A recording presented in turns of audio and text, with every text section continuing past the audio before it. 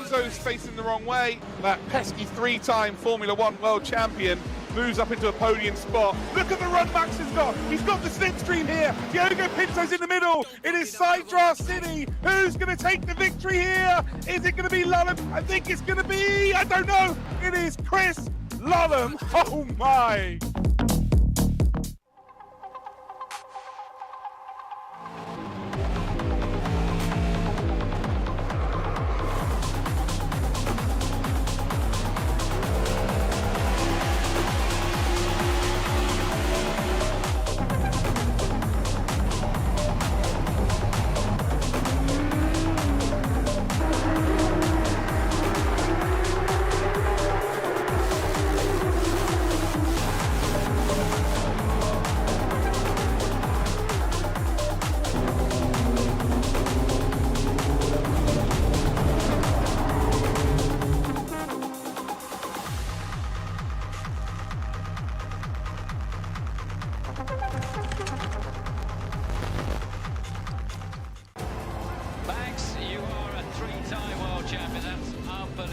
My big dream is F1, of course. He will be 17 when he will have his first race. Max Verstappen, you are a race winner. Fantastic. What a great debut.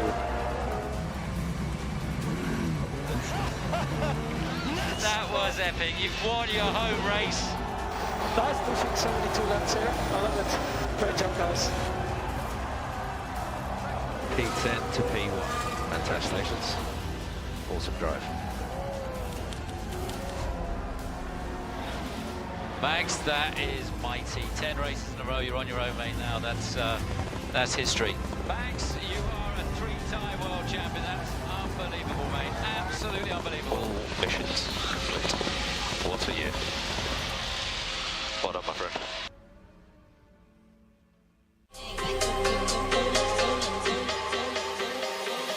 Racers never quit.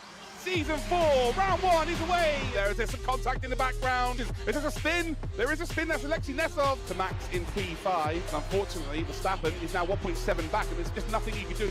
And I think Will Chadwick's decided, you know what, I'm going for this. I'm absolutely going to go for this. I don't mind if that group of 4 behind catches up. And now look who's involved. It is an 8-way battle for the race lead. This is what we want from Real Racers Never Quit. Max there with a little touch to the back, and is that a spin? Oh, it is. Now down to P11, being caught by Dries Vanthoor and Alexei Nesov. Oh, almost a bit of touchy. And all of a sudden, Gustavo Ariel managed to make himself a lovely little home in P4 from P7. Things are very much warming up. Oh, car just disappeared. That's on the Steinbreiten. And Lullum is just about going to get it, I believe. And it's going to finish in second spot. Gustavo Ariel finishes in third. Kiter will take 4th. The top 5 then for William Chadwick.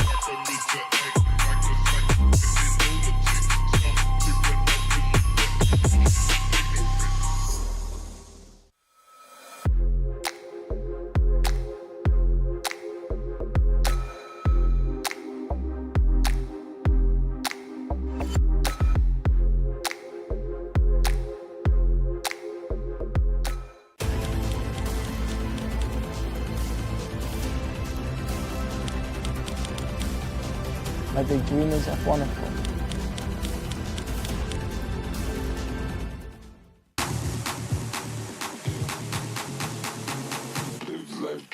Round 2 of Real Racers Never Quit 2024.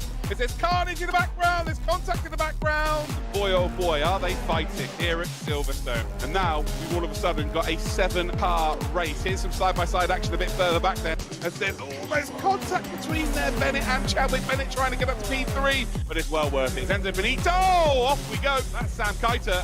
And well, who's going to come out on top here? Chris Lullum on the inside, Max Verstappen round the outside. And ladies and gentlemen, yes, you can make a move round the outside successfully as we head through Magus and Beckett, still side by side. So Max leads the way as we're on the final lap. Real Racers Never Quit, round number 2. Race victory is going to go to Max Verstappen.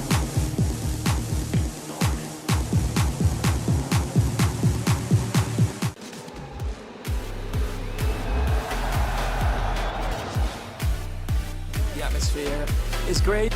You're having a good time. I think for a driver it's great, especially for us, you know, being a home circuit for us. But also for the fans, it's a great atmosphere to be on.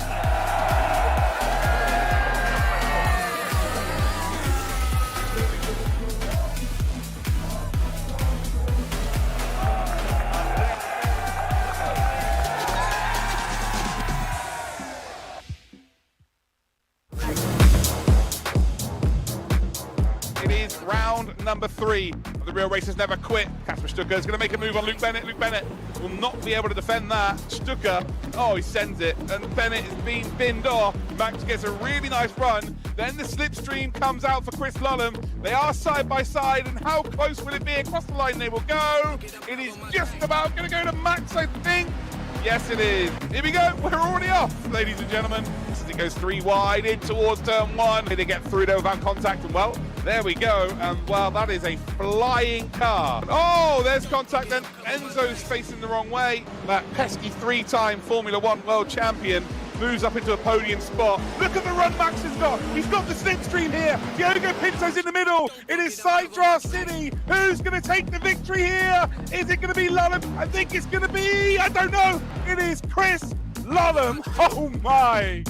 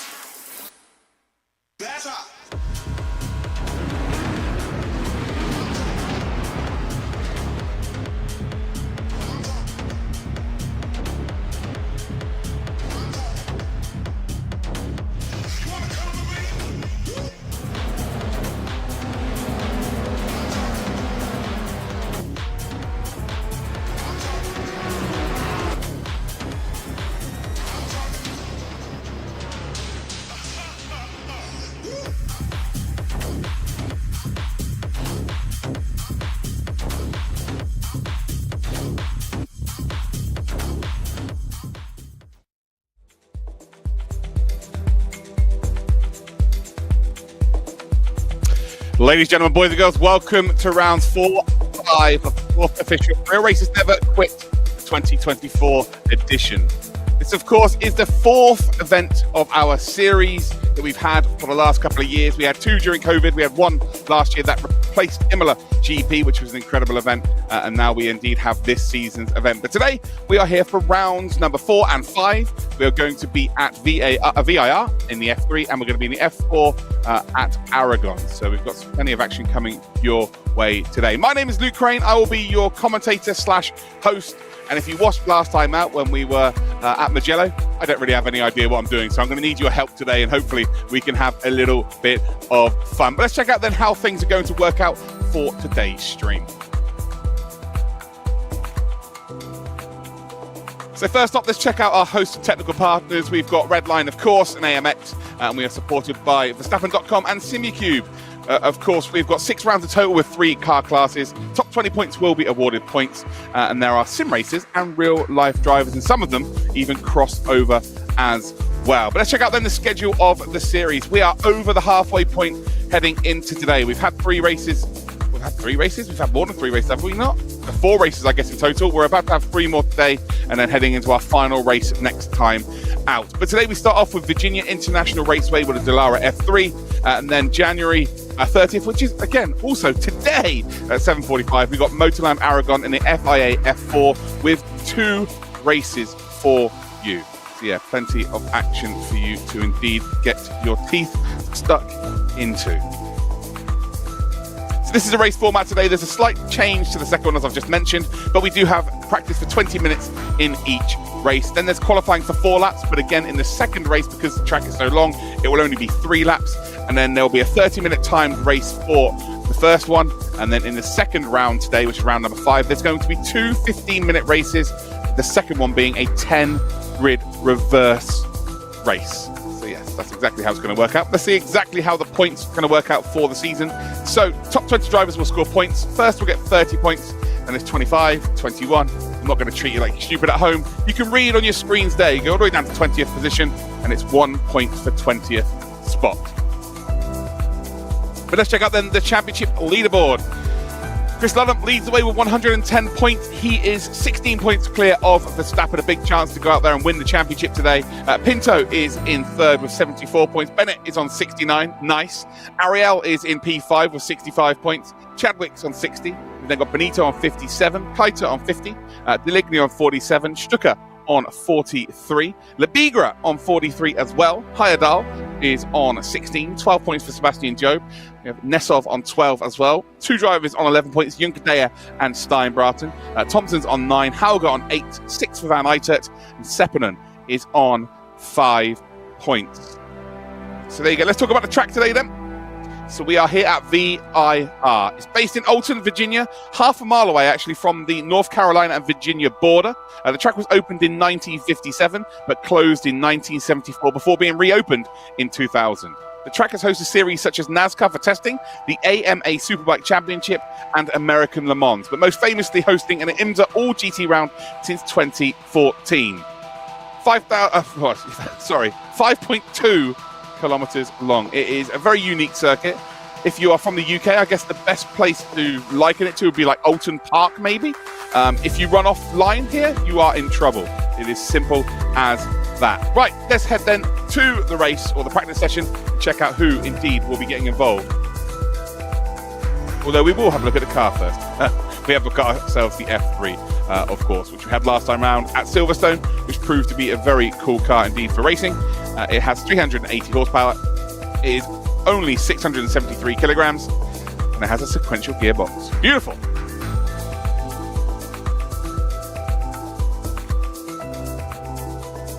So yeah, let's head out then to the practice session and see who exactly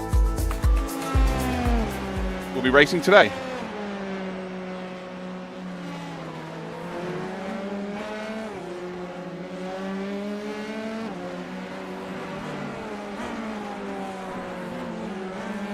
So as you can see here, we are at VIR. Plenty of time left in practice. Intro was a little bit shorter. Where are we all watching from around the world? Let me know in the chat if you could. Let me know who you're supporting as well as we head up towards the start-finish line. Not sure how many times have been posted as of yet. The timing table will pop up on the left-hand side. Oh, here we go then. So we've got Canada, Turkey, UK, Netherlands, Philippines, Belgium. Okay, now it's going too quickly. Austria, Colorado, Denmark, Melbourne, I think I saw, South Africa, Germany, Turkey. Oh my. Okay, I need you to keep that energy for the rest of the day, ladies and gentlemen. It needs to be like that for the whole broadcast. I want to see you spamming emotes the lot. Let's have a proper good day's racing, shall we? Unbelievable how quickly that's going today. And who are we supporting at home as well, ladies and gentlemen? Let me know.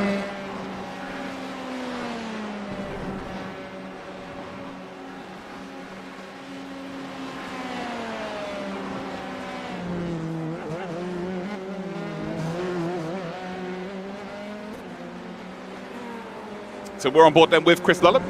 As you can see in the bottom left-hand corner of your screen, he's in number 7 car today, or is he in 7th position? I think he might be in 7th position, actually. He's number 2 car. So his last lap was his fastest, a 47.584. And now he's 8th position, so a couple of people have improved on their time.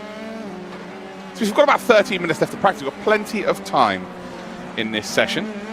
The intro is a touch shorter than it usually is. Means we get to see more cars out on the track.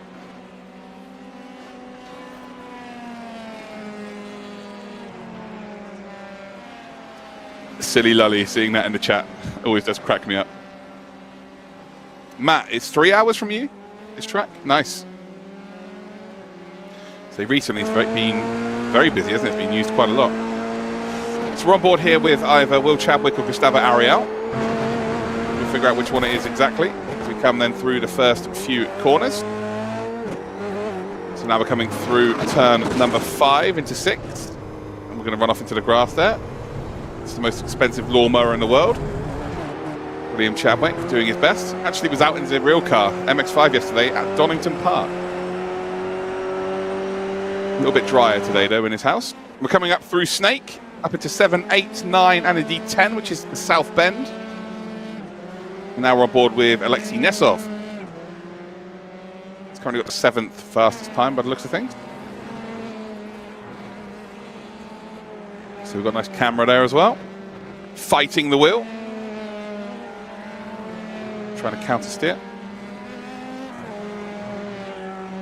Nice to see Nesov involved today. So now he's heading on to the Snake part of the circuit, which is 6 and 6A. Yep, American corners. They've got numbers and letters. Getting a lovely view here of the number 6, heading up towards then the South Bend, then in towards Oak Tree, which is like a double apexed hairpin. There we go.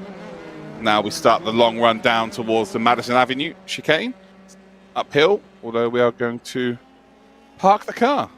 So, lovely job. I think every car that we've got involved with so far, they decided to either put off the track or park it. Lovely old job.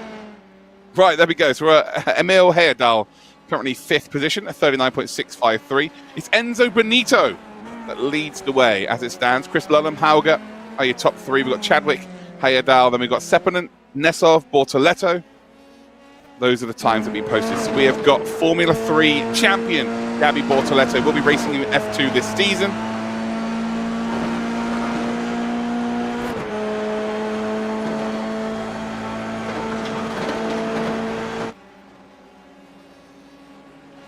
As Heyerdahl just overturns Chadwick there, moves himself up into 4th position. Ariel and Labigra are yet to get lap times in by the looks of things.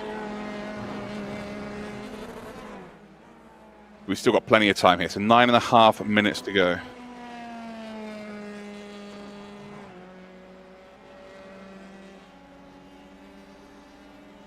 So there is the big dog, Gabby, with his McLaren livery on the car. And he's actually moved up into 2nd position. If in doubt, flat out. That is the rules, of course. Pretty used to this car. Champion in this car last year in the Real Series. And we'll be looking forward to venturing into the higher class car this season. And maybe a future Formula World Champion. Who knows? All I know is that Gabby's ace. Good lad.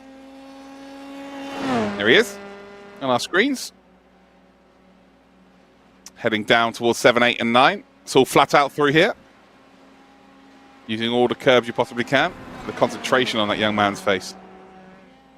Famously won the championship in a qualifying session. Whilst he sat in the pits.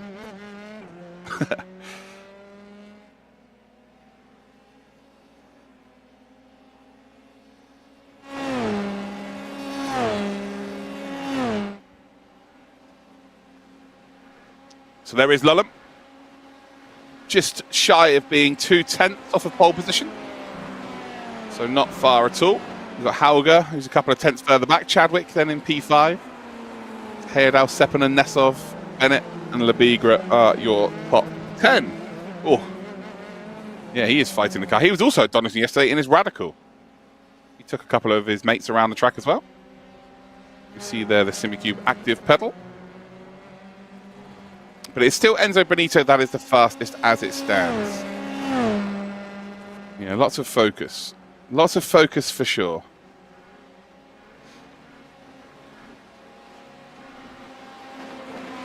Heyerdahl there with a little bit of slipstream to work with. Now we're on board with the number 10. That is Luke Bennett. Yet to put a real representative time in. I'm sure once he does, he'll be right up the sharp end. He will not be hoping to face the moon today. He was facing the moon about 14 different occasions last week. So he'll be hoping that he keeps his 4 wheels onto the tarmac, thus able to just travel forward. So how are we all doing in the chat then, guys? Get yourselves involved. Let me know what time it is for you.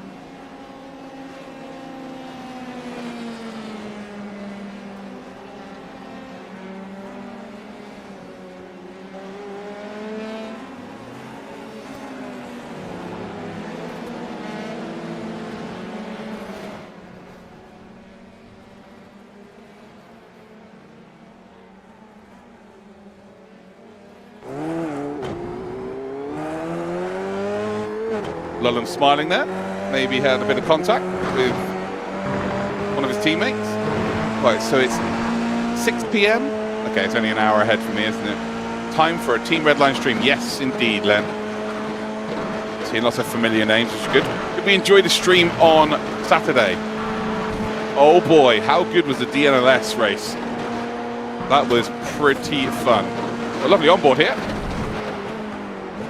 With Mr. Lulham, we're heading up towards Oak Tree. So wide apex on entry, and clips the apex on exit.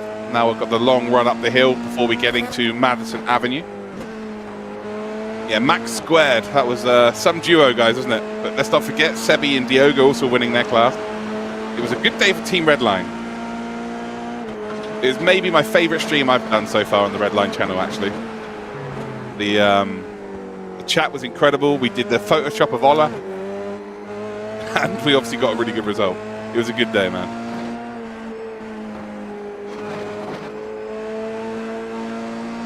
Just heading around the final corner. And across the start-finish line. So maybe Lulham going to get a bit of tow here. Luke Bennett, I think, just grabbed a bit of tow from Lulham, and he moves up to P3. Enzo Benito has improved. There's not a lot of difference between the front three or front four as it stands.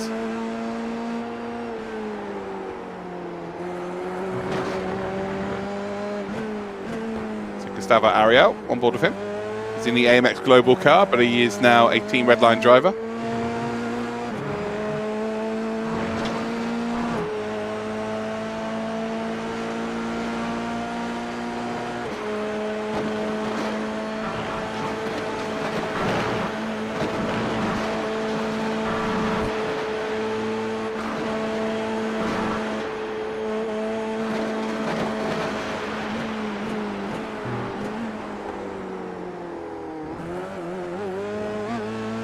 So through Oak Tree then for Gustavo Ariel. Now he's got the long run up the hill. Before we head through Madison Avenue, which would be there. Now we're heading in towards Roller Coaster. And then it's all about 15, 16, 17, around that final corner. And as we're sort of helping each other. A little bit of tow.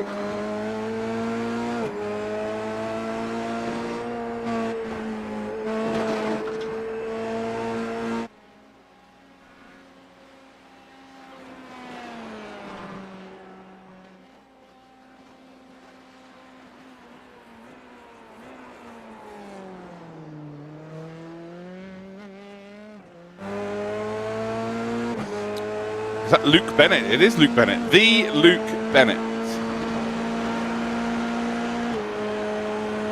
Now we're on iRacing here, Miz. We're on iRacing. Oh, look at that beautiful man. Should have him on camera the whole time, in my opinion.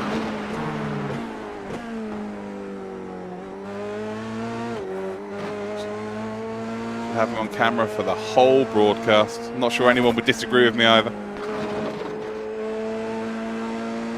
Around the final sweeping corner we will come. And Enzo seems to like this combination.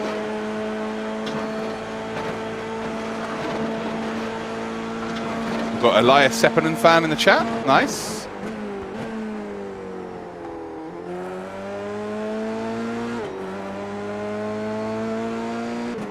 And with just about 2 minutes left to go, we will be about to head into qualification. So they've got 4 laps in qualifying. They'll all be out on circuit together as well. So it's not lone qualifying to set their best lap times. And that will set us up for the grid. So here is Dennis Hauger. Only 0.3 of a second off, not far at all. With the slipstream in these cars, that's going to mean nothing in the race. They're going to be so, so close. So this should be pretty exciting. Simply lovely. Good to see you in chat. Oh, I love that quote, by the way. I never lose. Either I win or I learn. Good, Dennis. That is good. It's Gustavo Ariel goes fastest, and it's by quite the margin, nearly 0.2 of a second. So the Brazilian is up the sharp end, right at the top end as well. Loving life. Looks like we've got some Brazilian fans in the chat as well, which is always good to see.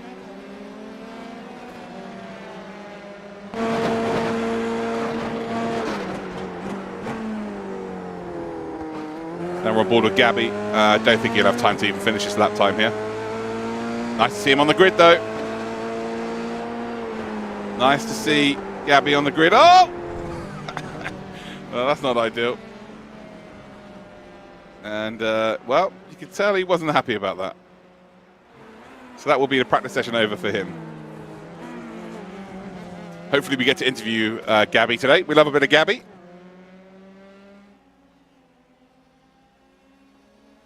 I was having a chat with him earlier on this morning, and he seemed pretty excited about being involved. So, yeah, nice to see him. Is Hayadal, 9th position as it stands, but there's just nothing really between this grid. And I'm sure being racing drivers, they're sandbagging, that's for sure. Florian Lebigra, currently in 10th spot, then you've got Nesov in 11th position.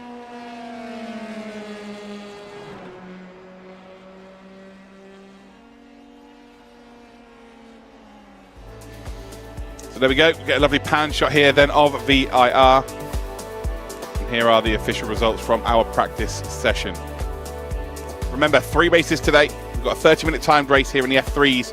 And then we head to Aragon, where we do indeed have 2 15-minute timed races. So there is Gustavo Ariel. He will take the top of the timesheets, and he gives us a little wave. Look at that. Love to see it. 38.602. Enzo did improve. He managed to finish about half a tenth behind Chris Lullum, 2 tenths further back in 3rd position. Then we've got Bortoletto in 4th, Bennett in 5th, Hauger in 6th, Chadwick 7th position. We've then got Sepinen, Hayadal and Labiga running out your top 10, and then Alexei Nesov is your 11th driver on the grid for the Real Racers Never Quit round number 4. So this is technically round number 4, but it's race number 5. We've got 3 races for you this evening. So it's time for qualifying. And I believe we're on board here with Hayadal. Coming through the first few corners. If we stay on board with this, I'll be able to talk you through the lap. So we're heading then through 5 and now into 6, and now we're heading up towards 7, 8 and indeed 9. Again, it's flat out all the way through this section of track. Very undulating, very easy to make a mistake. And as we come up through the sweeping left-hander, which is corner number 10, you can see it just drops down. Just got to try and hang on to that curb on the outside, and now we're heading towards 11 and 12. 12 being called Oak Tree. So you've got to try and get power down as early as possible, as you would expect, because it's a long run now down in towards Roller Coaster, which is turns 14 and 14A, not 15, not 14 and 15, 14 and 14A. But technically, because Madison Avenue is not on this layout, it is 13 and 13A. So here we go then, up the hill. It's a blind braking zone through the right-hander, and now you've just got to try and hang on. It's quite literally called a roller coaster for a reason, right? And then we head into the final double apex corner, and it's all about getting a good run across the start-finish line, because this is the longest, fastest part of the circuit here at VIR.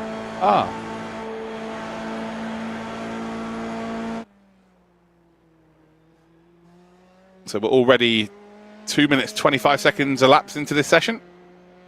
Gustavo Ariel will look to try and get pole position. He'll want to start from the front, that is for certain. There's no 2 ways about that. And if he wants to win this championship, needs a couple of wins under his belt today. So he's representing AMX Global today. He's 22 years old. Make sure you go follow him on Instagram, guys. Gustavo Ariel BR for Brazil. And his quote is, "Receba, sui, su." Yeah. I think if we get Gabby Bortoletto in for an interview today, he will 100% mention Sue. Don't even think it's a question. So still warming up the tyres? Of course you can. Suze Marie, of course you can. Of course. Make sure you follow all of our drivers on social media, guys. If you see their name pop up at the bottom of your screen, please just take a couple of seconds to go to their Instagram or their Twitters or whatever they're on. Their MySpaces if they've got it. And yeah, just go give them a follow, please, guys.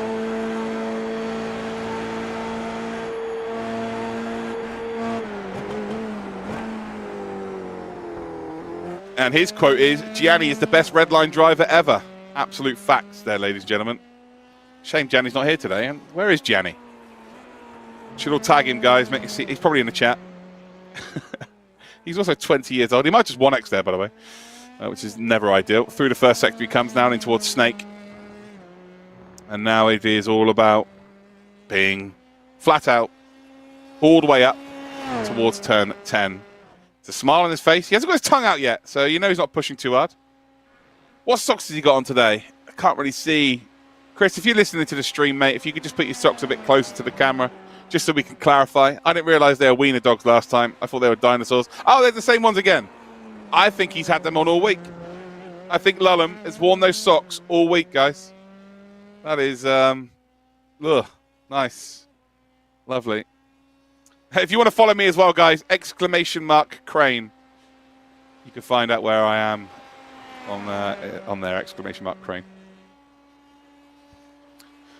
So Lullum, 142.768 is the time he has produced. Dennis Hauger, by the way, is the fastest as it stands, a 39.280. Just a little bit clear of Alexei Nesov. As you know, quite appropriately now we're on board with Alexei. The long back straight. I'm sure I just saw a smile from Alexei there. Didn't think that was possible, but here we are. Yeah, didn't think that was possible, but yeah, looks like we've seen it. 30, well, it was momentarily a 38.8 that was P1. That was Gustavo Ariel, but it is now a 38.7 for Chris Lullum. Bortoletto moves up into third position, pushes Labigra down to fourth. Chadwick then is up into fifth spot. And as we head then across the start-finish line, Heyerdahl moves up into 8th position. Enzo Benito hasn't put a representative time, still warming up those tyres. And does Alexei Nesov find any improvement? I am going to say he probably will. Across the line he goes. And actually, no improvement. So through turn number 1, this will be the final opportunity, I think. Yeah, it will be. It's a final real opportunity for Alexei Nesov. As we got a cheeky little look at the race format there, guys, just in case you didn't know. Now we're looking on board with Elias Seppänen. Of course, one of our real-life drivers, GT3 driver. You did, Len, but I can spoil it for you a touch. Yeah, he's wearing the same socks as last week. Probably has been wearing them for the entirety of the week as well, which is, yeah, maybe that's what you guys are interested in. Him wearing them for the full week might be what you're into. That's fine. Not for me. Not for me, I'm afraid. If you want to know about the colours that you're seeing on your screen, purple means they're fastest out of everybody. So this is obviously for new people who may have never come across this kind of racing before, or any kind of racing before. Green is their personal best, and yellow, just ignore that, that means they're slow. Across the line then for Gustavo Ariel, and I believe he's going to go off and start another lap here. And this will be his final attempt. So he went yellow, yellow, yellow, so he's definitely going slow. Gabby Bortoletto to the 38.797. Which I think might have been 1x because it hasn't come up as an improvement. Luke Bennett up to pole position. Wow, okay, he's gone from facing the moon to P1 in the blink of 7 days. As Enzo Benito now moves up into P1. Oh, now it's starting to warm up here, ladies and gentlemen. Now it is starting to warm up. Who loves Enzo Benito? I love Enzo Benito.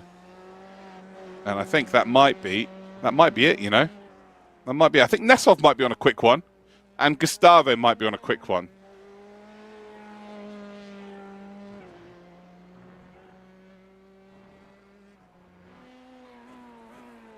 Oh no, it's starting to warm up. It's not just me, not just because Enzo's on screen. It's to do with the racing.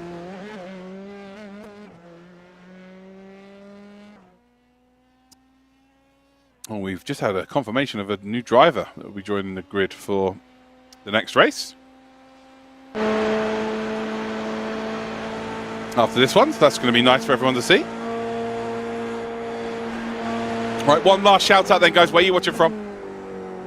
Let's see how quickly you can make this chat move. I want to see the chat going absolutely bananas. If you haven't already hit that follow button on this chat channel as well, Team Redline on Twitch, now is the time to do it.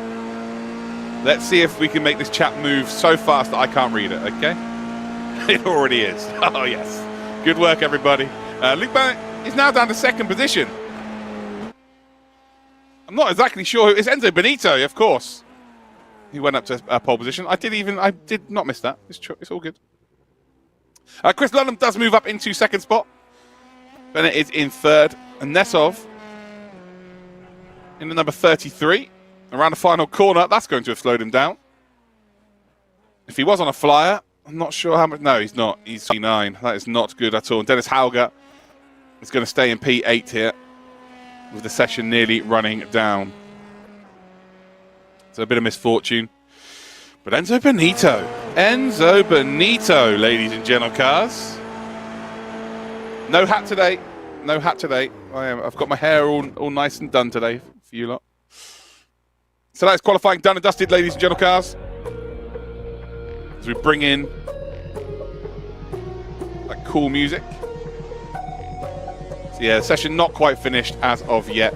But yeah, what a qualifying session it was. Enzo Benito managing to upset Lullam's dominance so far in this championship. He's managed to pick up a P1. We've got Gabby Bortoletto, who's going to start up the sharp end of the grid in his car. Of course, he was a champion in real life with the Formula 3 car just last year. Alexei Nesov struggling at the end there. Looks like he was on a quick one and then ran a little bit wide around the final corner. But we saw him smile, which is very rare indeed. So it looks like we're very shortly going to head back to the track then for our first race today. Just a reminder, we have 3 races today. We have a 30-minute timed race for race number 1. And then we have 2 races at Aragon, both 15 minutes long. First race has a qualifying session. The second race is a reverse grid of 10. There is that beautiful man, Enzo Benito. Look at him. Gorgeous. He's pole position, 38.655. He is half a tenth then clear of Christopher Lullam. So Lullam did manage to get up to the front row. Bennett then is in third. Gustavo Ariel is in fourth position. But look at the time difference. 8/10 separates our whole grid.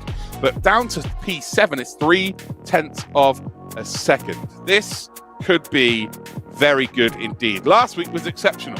It was almost, you know, if you were to script it, that's how it would come out. It was that good. Could today be even better? I think it's going to be tough to do so, but I'm sure it is going to be fine. Someone in the chat has just said I look cute. Okay, I'm not sure that is the case, I'm afraid. But thank you all the same. We move on. Here we go then. It is time for the race action. Remember, Christopher Lullam leads this championship. Right now, for everybody else, they kind of need him to DNF, to be honest, for him not to win this championship today. Stranger things have happened. Yes, Ratto, could not agree.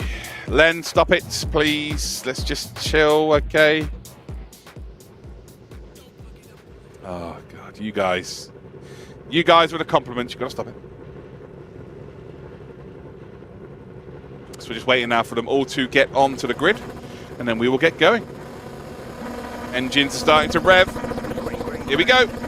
It is indeed round 4 of Real Racers Never Quit 2024, and we are green light racing. Enzo Benito does get a pretty good start, but Lullam filters in behind. Has that slipstream, takes the big opening on the outside, tries to sweep it around the outside. Not quite going to work out, but Enzo runs ever so slightly wide, and all of a sudden here, Chris Lullam has a bit of an opportunity. He's now on the outside once again through turn number 2. I think Enzo might defend. We're on board with Dennis Hauger. You can tell because he's got that Red Bull livery. He's going to lose out there to Alexei Nesov. Nesov sends one up the inside. Gabby Bortoletto also fighting for position with William Chadwick. I think Chadwick might have just gained a position there as well, as Bortoletto is, well, he's just dropped completely out of the list there, and he's down the order into P11. So I'm sure we'll see a replay of exactly what's happened there. Nesov also joining him. But the lead, though, still belongs to the Italian. It is Enzo Benito who leads the way. Chris Lullam, Luke Bennett, Gustavo Ariel, and then Chadwick's a little bit further back and actually starting to lose that toe. He runs into the grass as well. Right now, if you are Mr. Chadwick, you need to stay in that slipstream as long as you possibly can. As soon as you lose it, we saw last week that you can be absolutely game over. Along the back straight they come then up towards roller coaster. You'll see exactly why it's called a roller coaster in a minute. It is still in formation. Benito, Lullam, although they are going to run side by side. Is there a potential for a double side-by-side formation lap styly? Well, it's not going to quite work out there for Enzo. Enzo does let Lolum go through. And, well, don't let him go. Don't let him go, guys. You might have to spin him out a couple of times here. Get him a DNF for the championship. But no, look, all jokes aside, Lolum has just looked really good for this championship. All race long, all season long. And right now, as he crosses the line, he's about to lead his first lap of today. So Enzo led out the first one. And lap 2 is going to go to Christopher Lolum, although Enzo in that slipstream it's closed up nicely. Luke Bennett and Gustavo Ariel are battling so much that they've actually lost the front 2. You see the concentration though on that beautiful Italian's face as we head then through turn number 3. Now again we're sweeping towards a left-hander, and now we've got 2 corners again, 5 and 5A. Yep, not 5 and 6, 5 and 5A, America. Down in through Snake. Under the bridge we come, and it's flat out again all the way up the hill. And now the gap between Gustavo Ariel and Benito is about 9/10 of a second. It's up to over a second now. So these two, unless they start fighting crazily, it might become a 2-driver race very quickly indeed.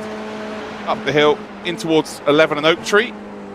See, missing the apex on entry, and then grabbing the apex on exit. Enzo getting a little bit tighter to the apex, but I think Lolum, who is not got his tongue out yet, so he's not concentrating too much as it stands. He's looking to try and extend that gap. Gustavo Ariel may have just closed up a couple of tenths into that braking zone of Oak Tree, but now the gap's coming out because Enzo is squeezing up and then decides against trying to make any kind of move on Lolum. Oh, there's the tongue. Here it is. It poked out a little bit. We've got the SimiCube active pedal cam as well on your screens. Major partner for Team Redline. Looks like Nesov is out of this race as well, so that means Bortoletto has moved up into a top 10.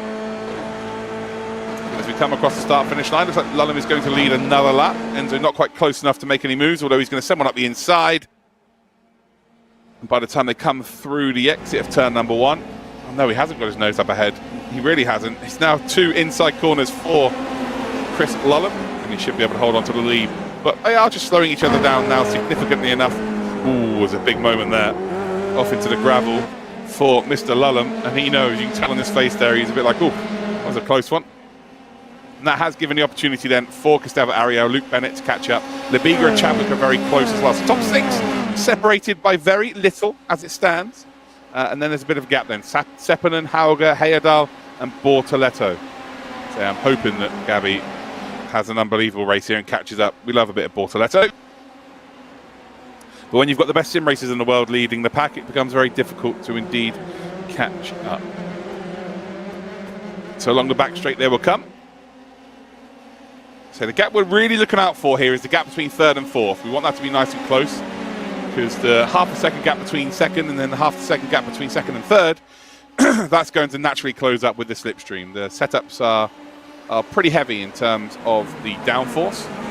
That's meaning there's a bigger hole being punched in the air and it's easier to catch up into the slipstream. So I hope I find you well, everyone watching at home. So let me know where you're watching from around the world, who you're supporting today. Seppänen and Heyerdahl having a little bit of a ding-dong there. Seppänen's dropped back, and the gap's now over a second already, so I think Seppänen might have made a mistake somewhere along the line. Across the line we will go, still with that beautiful camera of Enzo Benito. But Chris Lolum is going to lead another lap of this race. 25 minutes to go in this race. His normal service resumed. Enzo did start on pole position. Christopher Lolum, who's managed to get himself already 3 wins this season out of 4. There's a little bit of a moment there. A little bit of a moment there. Just about keeps it in the straight and narrow, but again, it gives the group behind a chance to catch up. And that's the last thing you want to be doing, realistically, is giving anyone an opportunity to catch up. They are going to run side by side, I think, during a few of these corners, which is going to make it very interesting for all of us watching at home. And that's what we want. We want them to fight at a minimum. We want them to fight. And now Gustavo Ariel and Luke Bennett are as close as they have been all race for the battle in. In terms of race wins, sorry, Max has got 2 wins and Chris Lolum's got 2 wins as well. So Lolum does not have 3, but he is looking to make it a 3rd race win. The gap between P1 and indeed P2, which is Chris and Max, is 16 points. The closest driver in this battle right now in terms of the championship is actually Luke Bennett, who's 4th, and he's on 69 points. So realistically, if you're Luke Bennett, I think you need 3 wins right now, or to at minimum finish ahead of Christopher Lulham 3 times today. That is a possibility, because they are all exceptional drivers. So we've got Gustavo Ariel looking forward, and Enzo Benito looking backwards. So we've got the Ariel on board. As you can see, he tries to pull out for a potential move. The gap closes as soon as it opened. Enzo trying to make that Formula 3 as wide as he possibly can. And it's just a bit of a stalemate right now. I'm not sure anyone wants to take too many chances. Gabriel Bortoletto, by the way, was 11 seconds off the pace when he had the incident. As Enzo sweeps around the outside and says, thank you very much. I will retake the lead of this race. Chris Lulham, he didn't defend it too much there. Not sure he had much choice as they now run side by side. But yeah, Gabby Bortoletto is now only 9 seconds back. So he's caught up by a couple of seconds as it is 2 by 2 then coming up through Snake. And this is going to hemorrhage them time. I can assure you of that. And also, this might be a chance for there to be some big shenanigans. As much as it's cool then running close like this, a little bit of contact is never far away. Top 6, you could cover them now with a blanket. They are that close. Well, I think Gustavo might have just been slightly inside of Enzo there. But look at this cluster of cars. As I like to mention, this is the fastest formation lap in the world. It is 2 by 2 by 2 by 2. This is Noah's dream right now. So we head up towards roller coaster, and there's a big lock up there from Luke Bennett. Oh, Luke Bennett slides across the track there. That's going to be a freebie for Gustavo Ariel. And yeah, just a little lock up there, and that could have cost him dearly. Luckily, they're all still facing in the right direction, and job is a good one. End of the next lap then. And with 8 minutes, 30 seconds gone in this race, 21 and a half minutes left to go in this race. It is still Enzo Benito and Chris Lulham who are trading positions. And big old lock up there from Enzo Benito. Gustavo Ariel, though, not quite close enough to take advantage. So it's starting to warm up. It is starting to warm up here. And let me know in the Twitch chat right now if you are enjoying yourself. All I need you to do is just type the number 8. Do you know why? It's my favourite number, and it's easy for you to do. So just type the number 8 if you're having fun, because I certainly am. This is great. Through Snake, once again, they come up towards 7, 8, 9. And then that fateful turn 10, setting themselves up for the hairpin of 11 and 12. Loads of 8s and then a 69. Fair enough. Hey, I'm not the number police, it's fine. Heading then up towards 11 and indeed 12. So once again, missing the apex on the entry, opening up then Oak Tree, maximising your exit speed, heading up the hill. We've got roller coaster as the next couple of corners. It's a very self-explanatory set of corners. Once we go through it, you'll be like, oh yeah, that's a roller coaster, as we get a lovely view of Luke Bennett, and he's looking up front going, you guys want to go 3 wide? Absolutely, no problem whatsoever. I'll have a bit of that. It's a big off. Ooh, I say big off, it's a big save. See, now if that's, see, I am so used to that happening when I race on iRacing, to me, and I know what the next step is. I'm in a fence somewhere. But Enzo isn't me, so I called that a little bit too much like I was racing, and not like Enzo was racing. I thought it was done. Turns out he's able to save it there. Congratulations, Enzo. You caught me out. But he's down to P4, though, so he won't be happy about that. Now he's got Mr. Leberger behind him. Enzo and Leberger were both on the broadcast for DMLS this week. They're good friends. This will be fun. But yeah, I thought that was game over. Not going to lie, guys. I thought that was game over for Enzo. But luckily, he's a good sim racer. Looks like we've got Sepinen and Bortoletto all out of this race now. So with about 19 minutes left to go of this one. It's an 8-car race, and Hauger and Heyerdahl are not far behind. So they just need these 6 at the front to battle a little bit more, and the door then will open up. The opportunity for them will open up. Do I left foot brake? Yes. Oh, that's another lock up. There's another lock up. It's an absolute send up the inside then of Chris Lulham. Momentarily, Gustavo Ariel took the lead of this race, but Lulham's going to retake the position. I had to think about it then. Yes, I do left foot brake. And wow, look at this. Oh no, on the grass. Enzo Benito might be about to make a move for the lead on the grass. And then right before the braking zone, realised actually braking on the grass is not a good idea here. I should probably go back onto the tarmac. Does successfully, and then holds on to P3, although there's a bit of a mistake here. Florian Lebigra from P5 at the start of this lap, now up to P2. The French phenom doing his thing. We'd love to see it. We absolutely love to see it. Across the line they go. Now it's a five-way battle for the lead, although Dennis Hauger now is getting involved with Luke Bennett, and you've got Heyerdahl a little bit further behind. So I think there's a couple more moves, a couple more side-by-sides from the lead group, and all of a sudden this lead group of 8 will become 8 very closely as well. 6/10 though the lead for Gustavo Ariel, the Brazilian, now in the lead. I saw the chat went bananas when he took the lead. The Brazilian flags flying everywhere. We love to see that as well. But yeah, Gustavo currently looking good. Lebigra in second, getting a lovely instant replay then of Bennett. Oh, he spun. Okay, so I didn't see him actually half spin. And the fact that he's still intact is quite ridiculous. That's some recovery. Going to have very warm tyres now. Could probably fry a couple of eggs on him. But he is still involved. Got another lock up there from Lebigra. See the smoke up in the air. So Bennett has now got to try and drag Hauger and Heyerdahl. Need Heyerdahl to just close in a couple of tenths, get into that slipstream, and he should be golden. So much Brazilian support today. We love to see it. We love to see the Brazilians showing their support. As we see the side-by-side once again. Lebigra locking up once again. Loving a lock-up today. Not able to make a move. It's almost a bit of touchy-feely between our leaders of this race. They come out of final corner. Gustavo having a look up at the relative, no doubt. Trying to figure out exactly where they are. Bit of bump drafting happening in behind as well. And look at this, it's going to be 4 wide.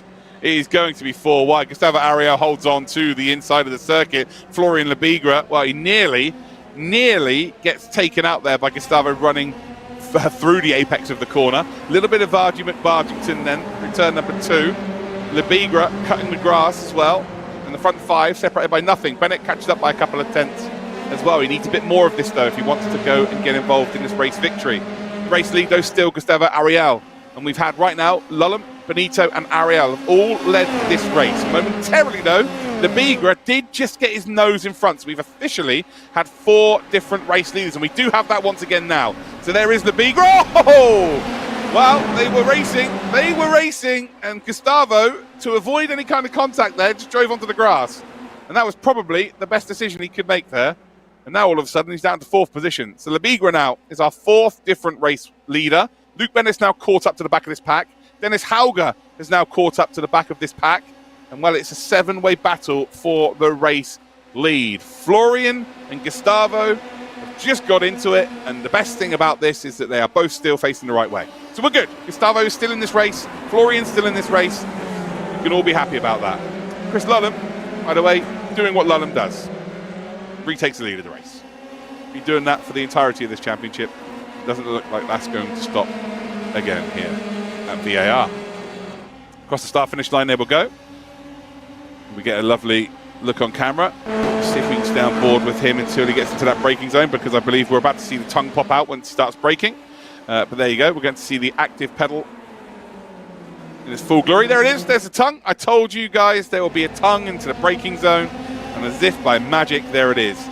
He's now got to try and hold on to this position as Florian Lebigra just about got into the lead again. And it's still side by side between the two of them. Lullum is going to have to sweep around the outside. Lebigra with a big old lock-up once again. And actually, a little bit of a mistake there on the exit as we head through Snake. But Lebigra is going to hold on to 2nd position. So the tongue did come out. Tongue did come out. You know when he's trying, guys. Oh. Side by side again, Gustavo Ariel on the inside at the exact part of the circuit where he got boinked off earlier on. Probably not the best idea to be there, but here we are. He's just going for it. As in front now, Lullum got a bit of a gap to work with. Gustavo Ariel, through the most technical part of the circuit, probably the most dangerous part of the circuit, has gone from 5th up to 2nd. He's just taking chances big time there. So as you can see then, it is a 7-car race for victory as Florian Lebigre wants to go side by side with Gustavo Ariel once again. And Gustavo's probably going to think, do you know what? Probably best I don't this time. Oh, 2 lockups there on the inside. Enzo Benito nearly cleans up Gustavo Ariel. Luckily, they're all good. And they're just starting to jostle for position a little bit too much now, I think. It's going to cost them time. Although I'm not sure they're that worried at this point. Will Heyerdahl get a chance to catch up here? If he can put in a couple of really good lap times, this group's going to slow each other down. We've got people in the chat saying, come on, go get Chris. We kind of, as much as we love Lully, we kind of don't want him to win this one. We would prefer him to maybe finish at the back. We need him to finish at the back. The Discord link's broken. Can you please, someone send me a tweet. Someone send me a tweet so I can read it later on. Be reminded and I'll change it for the next broadcast. Okay, guys? I can't do it now. But yeah, if someone just sends me a tweet saying Redline Twitter, Redline Discord link, stream, or something like that, I'll get to doing that in a minute. So we're getting a lovely look then from the back of Florian Lebigre's car. He's got Christopher Lullum up ahead of him, but he's got the views of Enzo Benito. Look at Enzo. Enzo taking a beautiful line through there. A little bit later on the brakes, not going to be able to find an opening as we head onto the back straight. Lebigre struggling to get that power down. You can see that Enzo already starting to catch up, and I think he might be being nudged through as well. I think Ariel might be giving him a bit of a bump draft. As we head up towards Roller Coaster. Oh, it'd be good to see this view from here, actually, of Roller Coaster. See the 2 drivers side by side. Does Enzo look to make a move? No, not quite close enough. They closed up to the back then of Christopher Lullum in that number 2 car. Now you're going to see him sweeping left, trying to hang on to the track through the right-hander. Now into the final corner they go.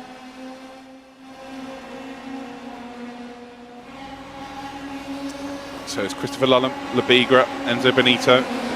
That is your front 3 as it stands. Although it's about to be 3 wide up towards turn number 1. Surely this is going to end badly.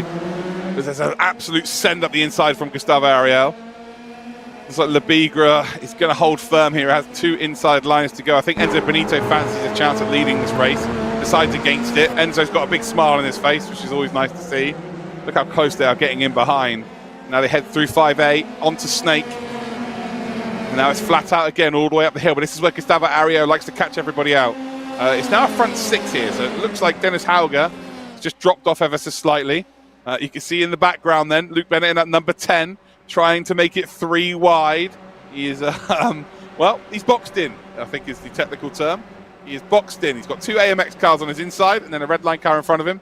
Not really much you could do about that. They just, at this point, look like, oh, no, that's not good. I think Chadwick's just been sent around. Yeah, Chadwick has been sent around. That is going to be a P8 for him. And I'm not sure whether there was actually any contact between the 2 of them. That was less than ideal. I'm sure we'll see that once again. Front 2, though, have all of a sudden got away. So Enzo Benito and Christopher Lullum, they're about to give up that lead, though, to be fair. There's another lock-up from Enzo. Yeah, it looks like they might be giving up that gap that they've made for themselves by running side by side. Now there's a trio of cars in Lebigre, Ariel, and Bennett. A little fake out there as if they go into the pits. This is not NASCAR, Enzo. This is not NASCAR, and you've also got 10 minutes left to defend. So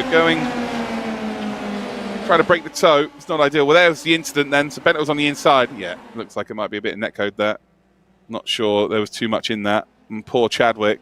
It's very unfortunate. Being a bit of a qualifying master, and then not bullied, but bullied by the red line drivers. Because there's just so many of them, and they're able to work together against him. But he's been mixing it with all of the top drivers during this series. He's done really, really well. So, yeah, big shame that that's happened there. And it looks like he's out of this race. So we're heading then along the start of the Snake section, up through 7, 8, and 9. Look at this. Look how quickly they can close up to the back here. 0.8 of a second separating the front 2 to then Gustavo Ariel, Florian Lebigre, and Luke Bennett. And realistically, for our championship to stay alive, we need Luke Bennett to go out there and win this race. So Bennett needs to get up to the lead of this race.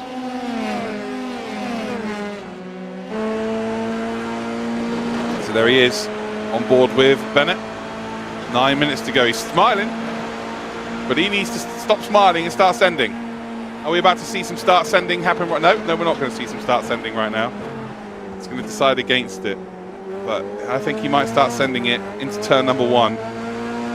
Because again, for us as neutral fans, as much as we love Christopher, we are neutral fans at the end of the day. We need Bennett to make some magic happen now. So Florian Lebiga in front. Needs to be the first driver that he takes on. He's going to be forced to go around the outside. Does have the toe, though, of Gustavo Ariel.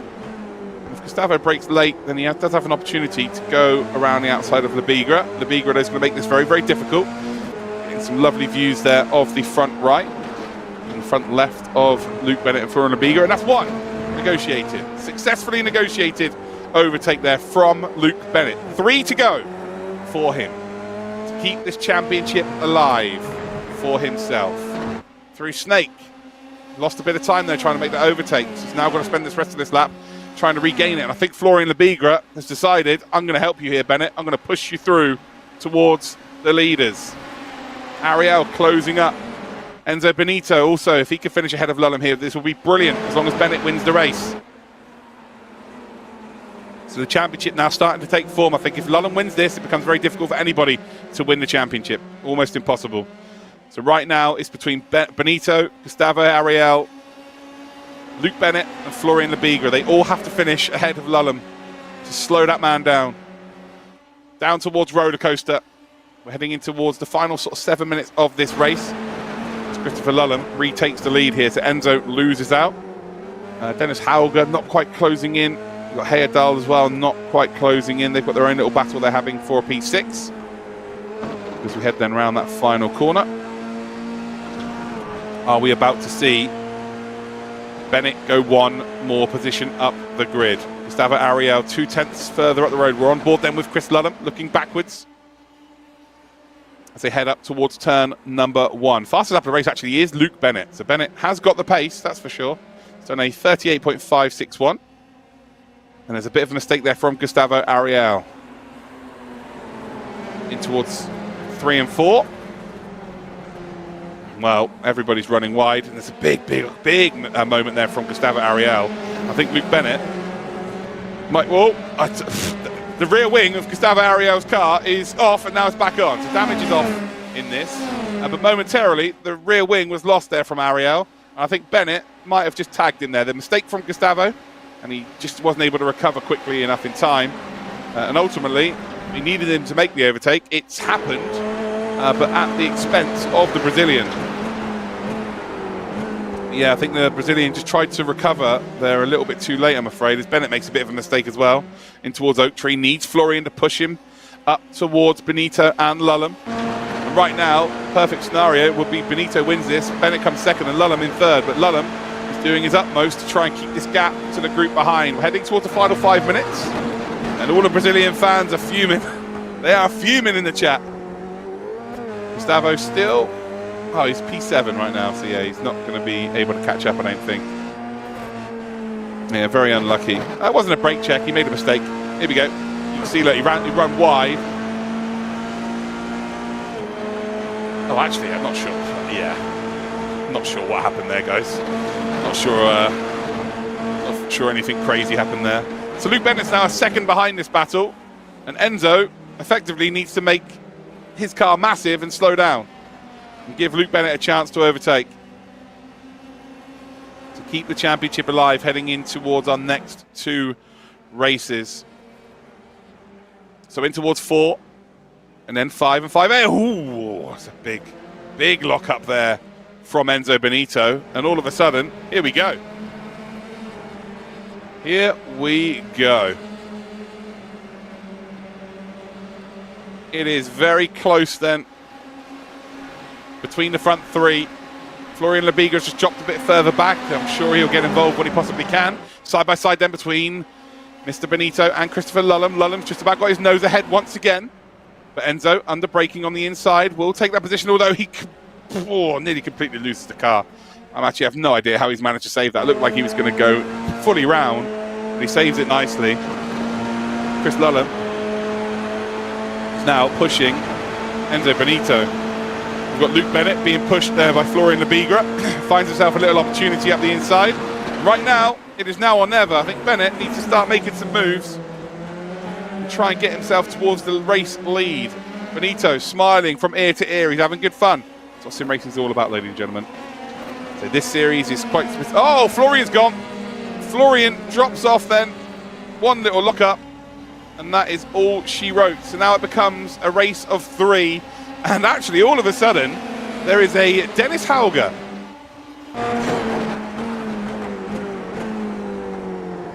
There is a Dennis Hauger. Just slowly creeping up. 1.8 seconds. So 1.8 seconds. We also have a driver of the round vote. Let me just post this in the chat. So, team redline. So there you go, guys. Make sure you go to Twitter and you can vote for your driver of the round.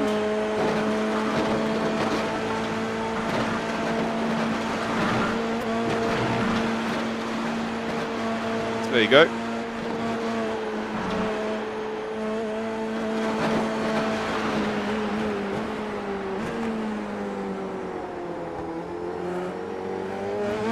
There you go, guys. You can vote for your driver of the round. And then I'll let you know exactly who won. So you get your chance to vote. 5 minutes you've got to vote. So now it's all about the race victory. 27.5 minutes gone. Well, actually, no, nearly 28 minutes gone here. Chris Lullam finally makes his way back up into the lead. And Luke Bennett, well, he's got to have that cutting edge now. As we see another look up there from Enzo Benito. This is going to be close as to whether this is the last lap, you know. Not sure whether this is going to be the last lap. I think they might have 2 more tours of VIR. Yeah, they definitely do. So 2 more laps then remain. Well, we're on board with Enzo Benito, who will probably look to go around the outside. Yeah, Lullam will force him to go around the outside to go across the start-finish line. And there is Luke Bennett. Luke Bennett, who effectively has to win this race, or at least finish ahead of Lullam, to try and take the championship to the final few rounds. If Lullam finishes ahead of both of these, it's almost guaranteed to be Lullam's championship. As Bennett then tries to sweep it round the outside of Enzo Benito, Chris Lullam slides it into the gravel. So even though those two went side by side, Lullam lost so much time. Now onto the back part of the circuit, sector 2, in through Snake. Again, it's all flat out, all the way up the hill. And is there an opportunity for an overtake from Bennett? Trouble is, they go 2 by 2 up front. Bennett very much struggles to find any kind of gap to work with. We've got the Bennett on board to the bottom right-hand corner. Might be an idea to keep this on for the rest of this race, in all fairness. He is the key in terms of our championship. Oh, no! There's contact then between Enzo and Bennett.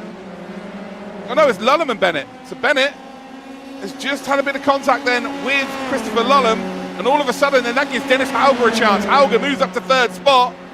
And is he going to be able to move up into 2nd position? He gets across there. Luke Bennett. Luke Bennett's been sent into the wall. And, well, that might be the championship over then. Dennis Hauger just drove across the front of the red line driver's car. And ultimately, that might have just cost us a last lap battle. Oh, it's such a shame. That is such a shame. As we come across the line, this is checker flag. So Enzo Benito is going to take the victory. Dennis Hauger is going to finish in 2nd. Chris Lullam is into the pits. Enzo's kind of a bit like, I don't really know what to say about that. And, wow, Lullam, I think he's gone into the pits to let Bennett go by. Because he feels guilty? I don't know. I don't know what's happened there, but Bennett does finish ahead of him. So officially, I think Enzo's just won this race. Wow. Yeah, there you go, guys. Race number 1 of the day, and it was bananas. Absolute bananas.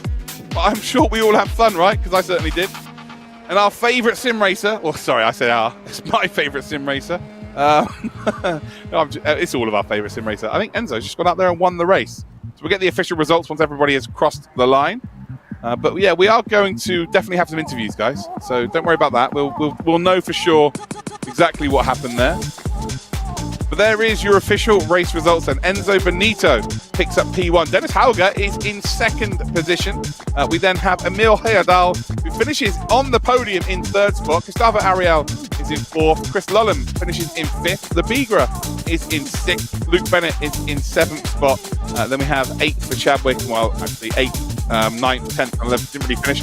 Simicube fastest lap was Luke Bennett with a 38.562. So there, that was pretty interesting. We're seeing the flags being spammed in the chat as well. Oh wow, what a peculiar race end there. Chris Lulham, I think, may have just given up some positions just to kind of make the championship a bit interesting, which is always good. Luke Bennett getting involved with Dennis Hauger. I didn't see the replay, so I don't know exactly how that happened, but it did look like Dennis just went, I'm not too worried if anyone's inside me. We're just going to drive over. Looks like we are going to have an interview with him regardless, so I can ask Dennis about that.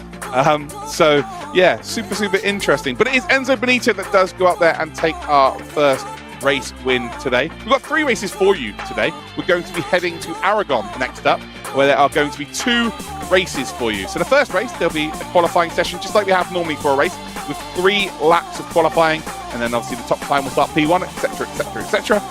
And then we have a second race which will be 15 minutes long, and the top 10 from race 1 will be reversed. So that should be pretty interesting for you all to watch. Got some funky tunes off in the background.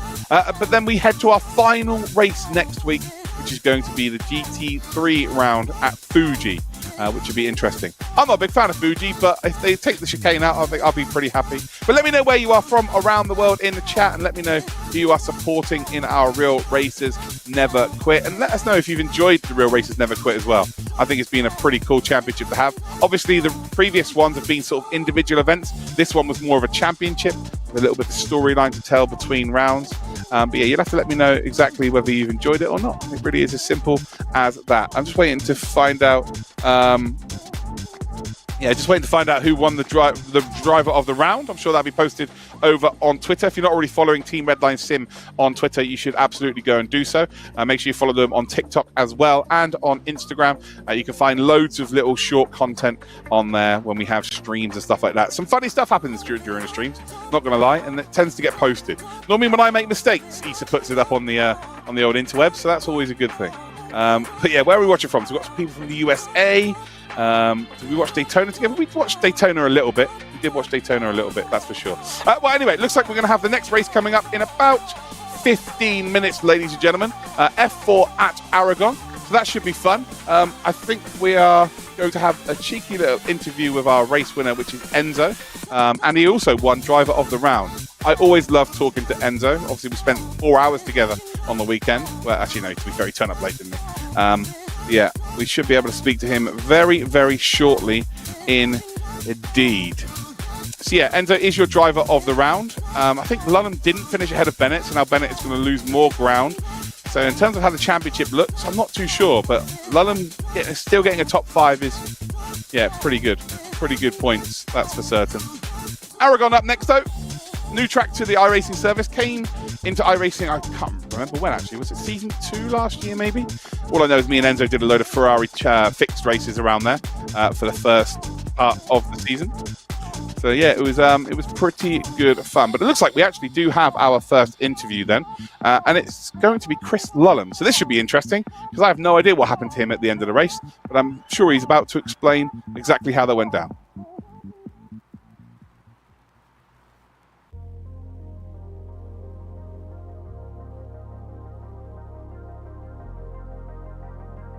Mr. Lulham.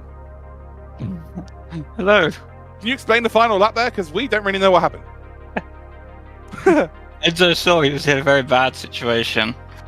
So he took action by eliminating the competition, being me and Luke Bennett. No. It's just a bit unfortunate. He tried to slow down a little bit on the just before the corner so we wouldn't get a run on the exit. And then it caused a bit of a check-up effect, which took out me and Bennett before we could get onto the last straight. But no, I mean, yeah. It was not the cleanest race. No, it was interesting to say the very least. I don't think many cars made it to the end, but no, it was a good combo though. It's just very difficult to race. A bit of a narrow track with a lot of netcodes. So. Why'd you go to pits? I had a drive-through from the contact at the end. Oh, right. So it's a legit drive-through. Yeah. I thought you were letting people go. Can you talk people through the whole tongue, please? Because I mentioned it. I even called it a couple of times. I'm like, wait, he's going to break now. Here comes the tongue, and instantly it comes out. Can you explain it a little bit? Obviously, it's a major part of your driving style. I don't know how to respond to that question, to be honest. I don't notice it. It's not something I'm doing consciously. It's just happening. All you need is a tail, and you'd be like a happy dog, mate. It's quite ridiculous. Oh dear. But I think you're still leading the championship, by the way. So I think that was. I think you've even extended your lead in the championship, even though it's that drive through. So you've done pretty well. So off to Aragon we go. Yeah. This is a more difficult combo, that's for sure. No, I think we've got a few more drivers coming in as well, so that should be fun. But I'll see you there then, mate. Good luck. Have fun. See ya.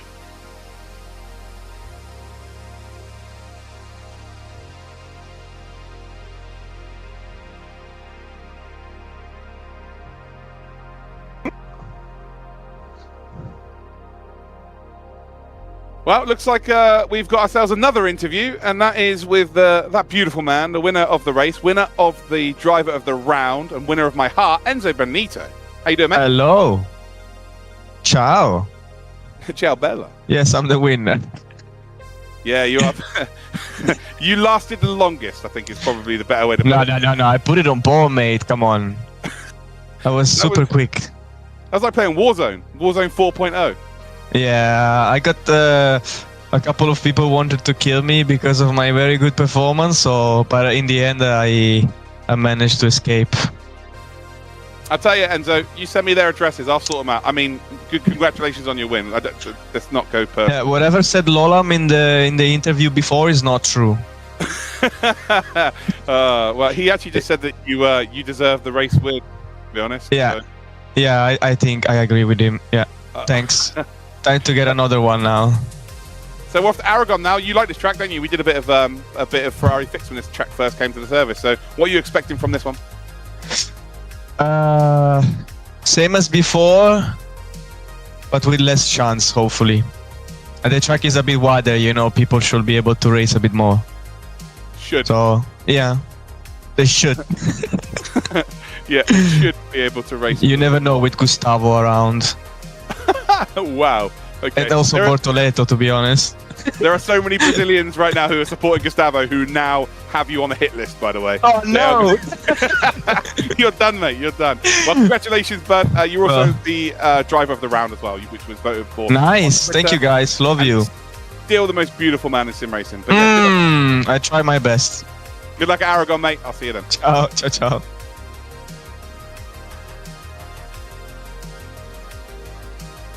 So there you go. There's an interview with Chris Lullum and Enzo Benito. We're going to head to a quick break here where you'll get to see some adverts and all that good stuff. Make sure you stick around. Go grab yourself some food and some snacks, ladies and gentle cars, because we are heading to Aragon next for a double header.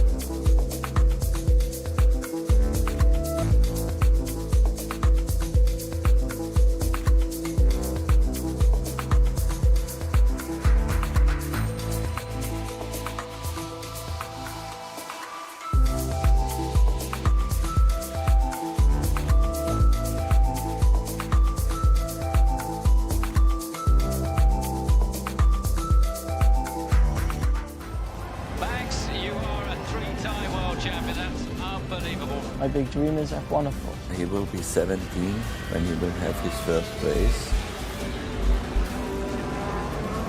Max Verstappen, you are a race winner. Fantastic. What a great debut.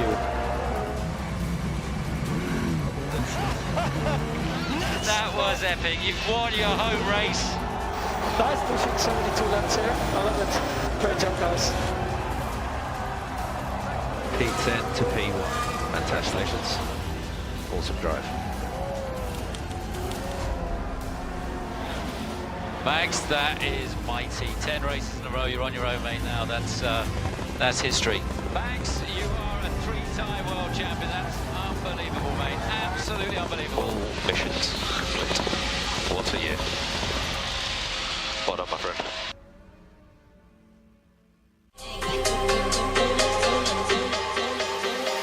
Real racers never quit.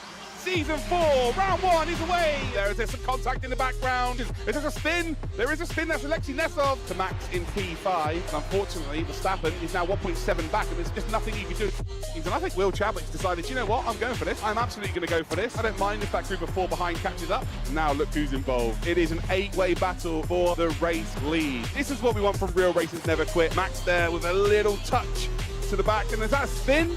Oh, it is. Now down to P11, being caught by Dries Vanator and Alexei Nesov. Oh, almost a bit of touchy. And all of a sudden, Gustavo Ariel managed to make himself a lovely little home in P4 from P7. And things are very much warming up.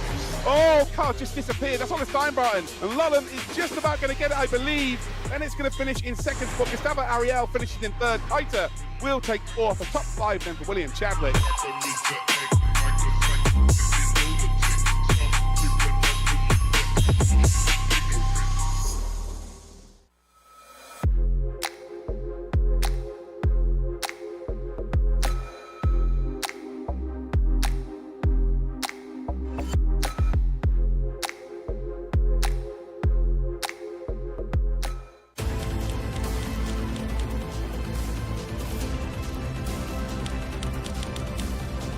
My big dream is F1, of course.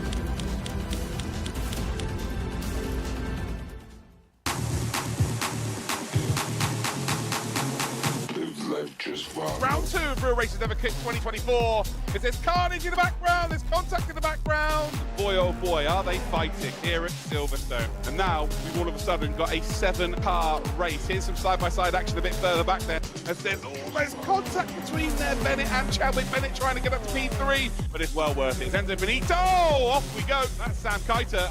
And well, who's going to come out on top here? Chris Lullen on the inside, Max Verstappen round the outside. And ladies and gentlemen, yes, you can make a move round the outside successfully as we head through Magus and Beckett, still side by side. So Max leads the way as we're on the final lap. Real Racers Never Quit, round number 2. Race victory is going to go to Max Verstappen.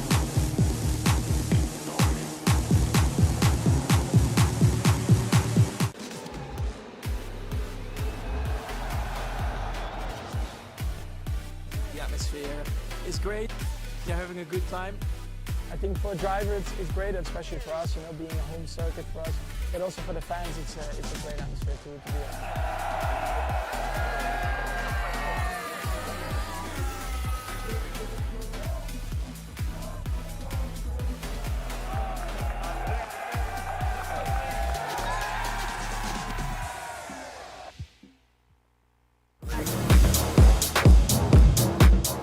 It is round number 3 of the Real Racers Never Quit. Kasper Stucker is going to make a move on Luke Bennett. Luke Bennett will not be able to defend that. Stucker, oh, he sends it. And Bennett is being binned off. Max gets a really nice run. Then the slipstream comes out for Chris Lullen. They are side by side, and how close will it be? Across the line they will go.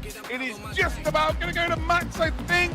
Yes, it is. Here we go. We're already off, ladies and gentlemen. As it goes 3 wide in towards turn 1. They get through there without contact, and well, there we go. And well, that is a flying car. Oh, there's contact then. Enzo's facing the wrong way. That pesky 3-time Formula 1 world champion moves up into a podium spot. Look at the run Max has got. He's got the slipstream here. Diogo Pinto's in the middle. It is Sidra City. Who's going to take the victory here? Is it going to be Lullen? I think it's going to be, I don't know. It is Chris Lullen. Oh my.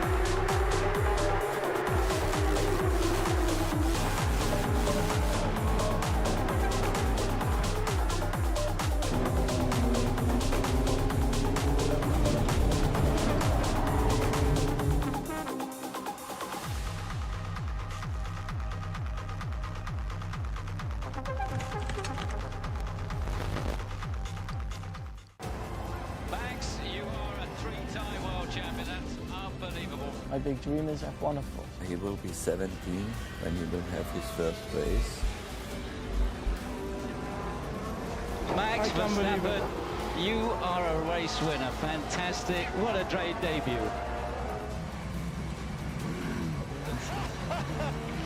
That was epic. You've won your home race. Nice pushing 72 laps here. I love it. Great job, guys. P10 to P1. Fantastic. Awesome drive. Max, that is mighty. 10 races in a row. You're on your own, mate. Now that's history.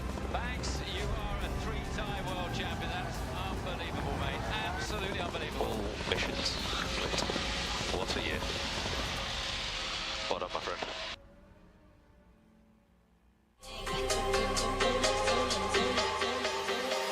Real racers never quit.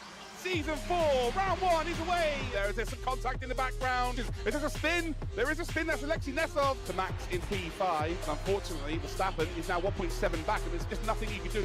And I think Will Chadwick's decided, you know what, I'm going for this. I'm absolutely going to go for this. I don't mind if that group of 4 behind catches up. Now look who's involved. It is an 8-way battle for the race lead. This is what we want from Real Racers Never Quit. Max there with a little touch to the back, and is that a spin?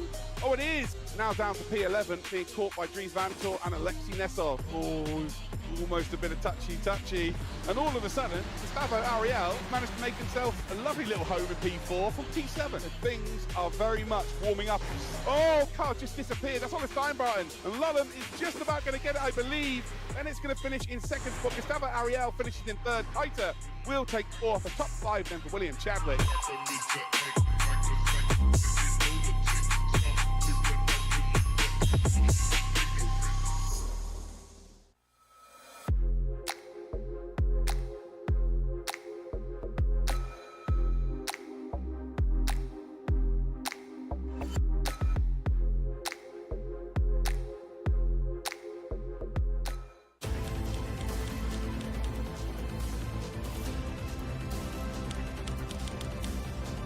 My big dream is F1, of course.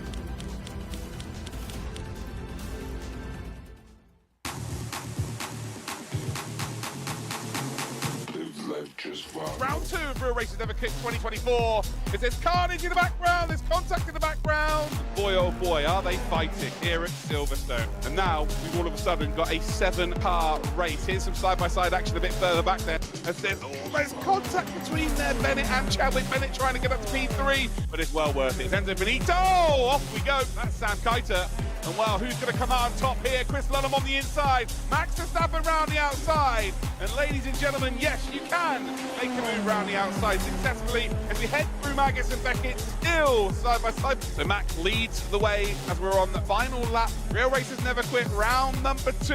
Race victory is going to go to Max Verstappen.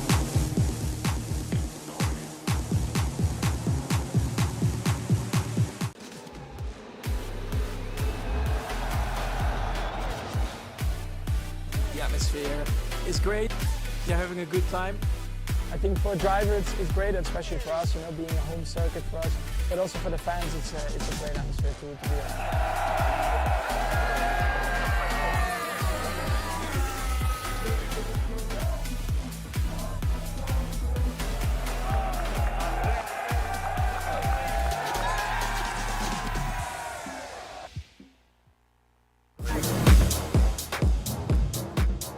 It is round number 3 of the Real Racers Never Quit. Kasper Stucker is going to make a move on Luke Bennett. Luke Bennett will not be able to defend that. Stucker, oh, he sends it, and Bennett is being binned off. Max gets a really nice run. Then the slipstream comes out for Chris Lullen. They are side by side, and how close will it be? Across the line they will go.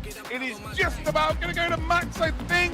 Yes, it is. Here we go. We're already off, ladies and gentlemen. As it goes 3 wide in towards turn 1. They get through there without contact, and well, there we go. And well, that is a flying car. Oh, there's contact, and Enzo's facing the wrong way. That pesky 3-time Formula 1 world champion moves up into a podium spot. Look at the run Max has got. He's got the slipstream here. Diogo Pinto's in the middle. It is Sidra City. Who's going to take the victory here? Is it going to be Lullen? I think it's going to be, I don't know. It is Chris Lullen. Oh my.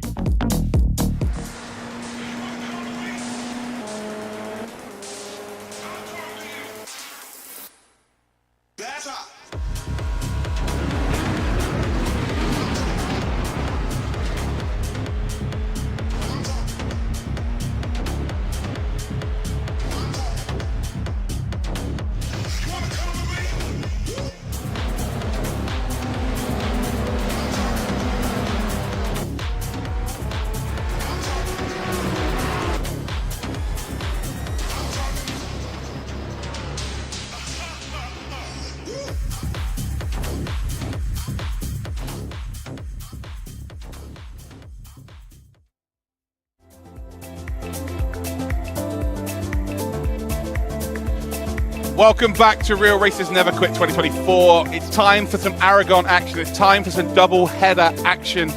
Well, if this is the first time you've ever caught this broadcast, this is the fourth iteration of Real Racers Never Quit. We had a couple during COVID. We had one that replaced Imola GP last year, but this is the first time that we have had a full championship. We are heading into round 5, which is races 7 and 8 of the season, and we are going to be in the F4 car around Aragon. So let's check out then exactly how things are going today. My name is Luke Crane. I'm indeed going to be your commentator and host for the remainder of the series, unless someone sacks me.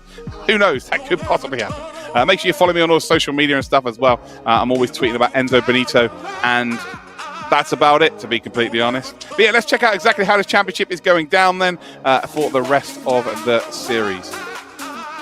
We've got ourselves a 20-minute practice session, 3 laps of qualifying for our first race, and then in the second of our 2 heats today, it is a reverse grid of the top 10. So yes, that was exciting last time out. Remember the commentary of who's going to win?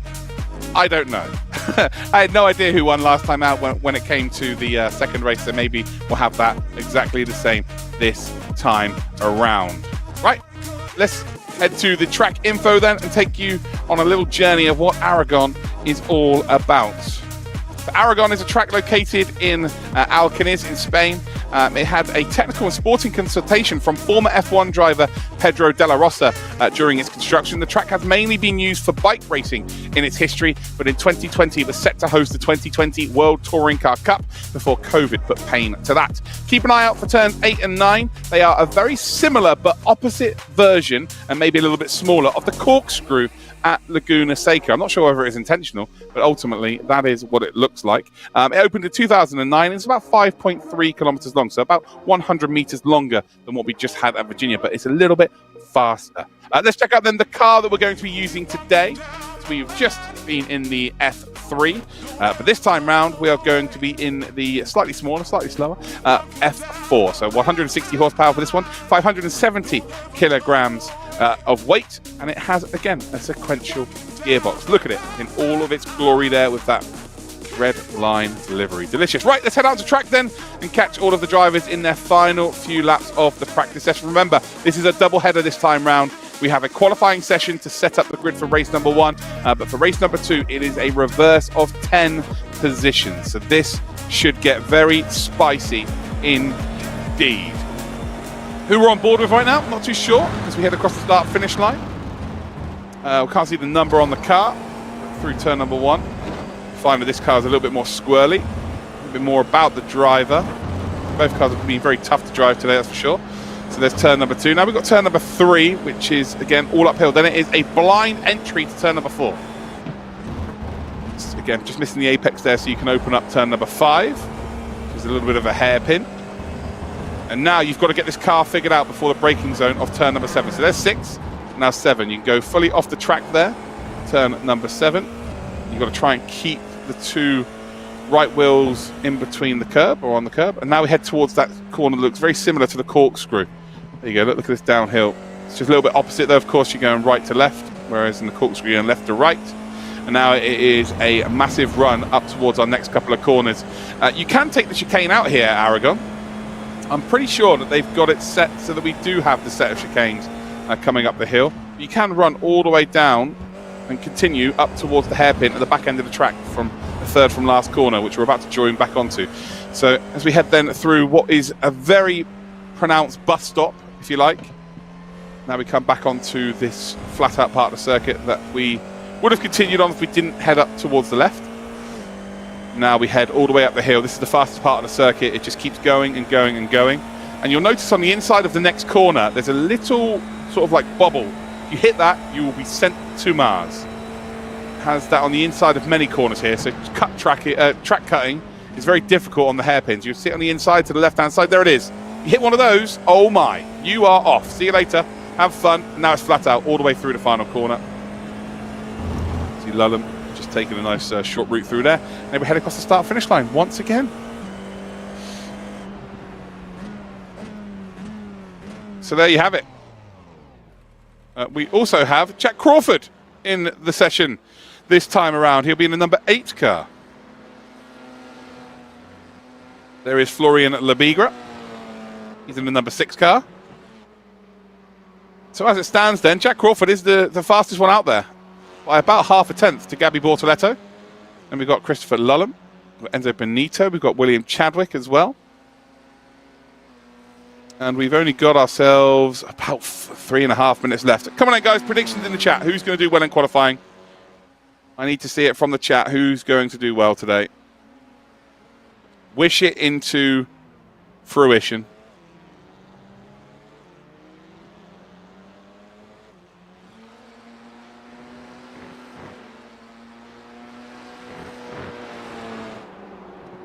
Murica.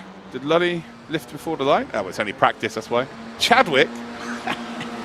Chadwick. Here's Alexei Nesov. Look at him. He's got the second best beard in Redline. The one thing I'm claiming is the best beard. I'm having that. That's mine. Okay? I don't care. I'm taking the best beard in Redline.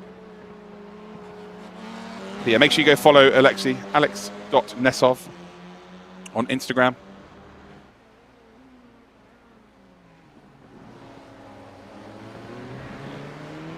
So remember, Jack is going to be competing in the Formula 2 Championship alongside Gabby Bortoletto. So maybe we're going to get a little early taster of what we're about to see in the real championship this year. Crawford and Bortoletto, currently the fastest two out there, which is pretty exciting. Pretty exciting indeed. So there he is. Jack Crawford is on screen now. He is in the number 8 car. I've got no favourites, guys, but number 8 is my favourite number. So I'm going to say it. I want Jack to win. I want Jack to win. He's got the Murica helmet on as well. Heading through turn 5. A little bit of slide there. All good. Nothing to be too worried about. I'm going to be critical of someone who's as talented as Mr. Crawford. Yeah, right now, the two F2 drivers are doing their thing. I haven't jinxed anything, Dorky. Don't be silly. It looks like they've all figured out the track limits, by the way. If you're wondering why they're not getting flagged for track limits, the track limits are exactly the same for everybody. So they would have found the limits themselves when they're practicing. And so you'll see them taking exactly the same line. Some tracks are more forgiving than others. It really is as simple as that.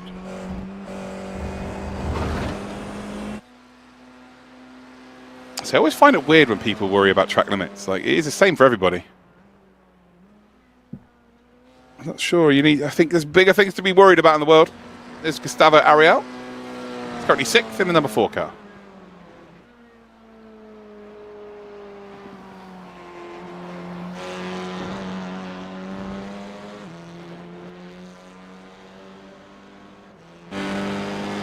He's got plenty of time to think about it now.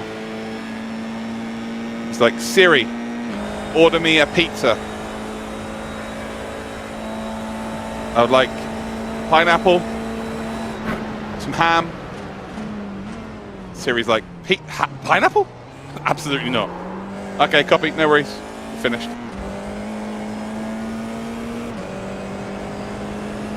And then up towards that final corner we will go. So not only has he managed to order a takeaway, but he's managed to get a successful lap here of Aragon. Impressive stuff there from Gustavo Ariel.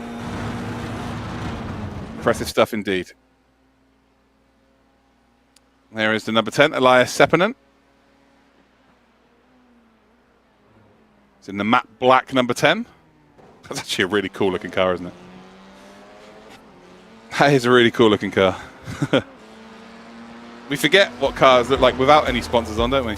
But that is the practice session done and dusted. And let's get the official results then of this, as we get a lovely pan shot of the Motorland Aragon circuit here in Spain. I say here in Spain as if I'm there. I am definitely not in Spain. I would love to be, but I'm not. I am sat at home in the office in the UK. So we get a lovely shot then of the pit lane. So Jack Crawford, he is the fastest ahead of Gabby Bortoletto. Ooh, could we potentially see those two fighting at the front for a race victory here today? Chris Lullum is in 3rd, Enzo Benito 4th. We then got William Chadwick in 5th, Gustavo Ariel in 6th, Florian Lebigra in 7th, Dennis Hauger in 8th, Alexei Nesov and Emil Heyerdahl are your top 10. We've then got Bennett and Elias Seppänen in 11th and 12th position. Less than a second separating our whole grid for the next race. Remember, we have got ourselves 2 races for you here at Aragon. We've got two 15-minute races. Qualifying will set the grid for race 1, and then it is a top 10 reverse of race 1 for race number 2. Let's head out into qualifying then and watch our drivers go out there and try and pick up P1. So I think we're on board with Sepinen as he does a little warm-up lap. So come on in, guys. Who are we supporting? Who do we think is going to get pole position? And where are you watching from? So this track is very, very unique. Somewhere that I'd never come across before until it was in iRacing, not going to lie. And I very much enjoy racing around here. Very much enjoy racing around here. It is a very big challenge. Anyone from Team Redline, Dorky? Okay, that narrows it down. That narrows it down.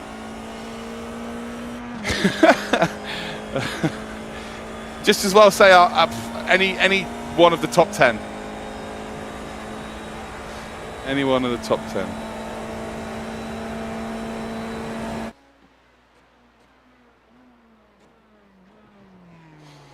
I support them all. So you can see Elias here, being sneaky, opening up or going as far as he can on the second to last corner, as to have the higher speed across the start-finish line. I wonder if we're going to stay on board with Elias for an entire lap then. No, we're on board with Gabby Bortoletto. Let's take a look at Gabby's lap then. Let's stay on board with him for sure. Across the line we will go. Of course, F3 current champion. We'll be racing in Formula 2 as of this season. Through turn number 1 we go, hugging the right-hand side as we go through turn 2. Now it's all about opening up turn number 3. Absolutely flat through there. Love to see that. Now switching the car over to the right-hand side for turn number 4. Not hitting the apex through 4 to then open up turn number 5. First of our hairpins, grabbing a little bit of sausage on the inside there. So we now head up towards turn number 6. Very similarly, he'll hug the right-hand side and then take the car completely off track to make turn number 7. Just about keeping the two wheels on the curbing.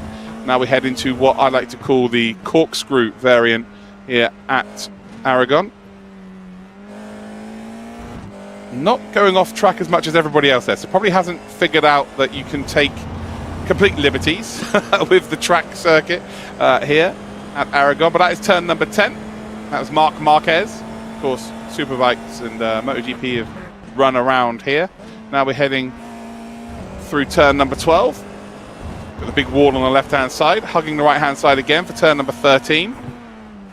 We now head to 14, a little bit tighter than 12 and 13. And that's all about turn 15. Don't want to be hitting that. He just about avoided it. You could tell he did exhale there. For sure, he thought he was going to go over that landmine on the inside of that left-hander, but just avoided it. And ultimately, it's got a really good exit along the back straight. As we head up then towards turn number 16, you completely turn back on yourself 180 degrees before we go through 17 and 18, which are completely flat out. Avoid those two landmines on the inside. It's pretty nice. And now it's just pedal to the metal all the way through the final few corners. So taking the shortest possible route through the last bend. And Labigra has done a 58.597. He's looking at the time. I think he likes it. And it was a 58.741. So on for another lap time here though, but Gabby momentarily is in P2. I think that will be beaten by a few drivers, but I think it's a really competitive banker time. The Brazilians are out. The Brazilians are out in force today, supporting their favourite drivers, Bortoletto, and indeed Gustavo Ario, who's on screen right now. So he's ordered his pizza during the practice session. Now it's all about qualifying time. But yeah, I think we've seen some Polish fans here as well. Stuka not racing today, unfortunately. We do appreciate you tuning in. Maybe he'll be here for the next round. As Jack Crawford moves up into P2, a 58.632. So a 58.632 then for Jack Crawford. And he is splitting Labigra and Bortoletto. So that practice pace does look like it could be transitioned into genuine pace.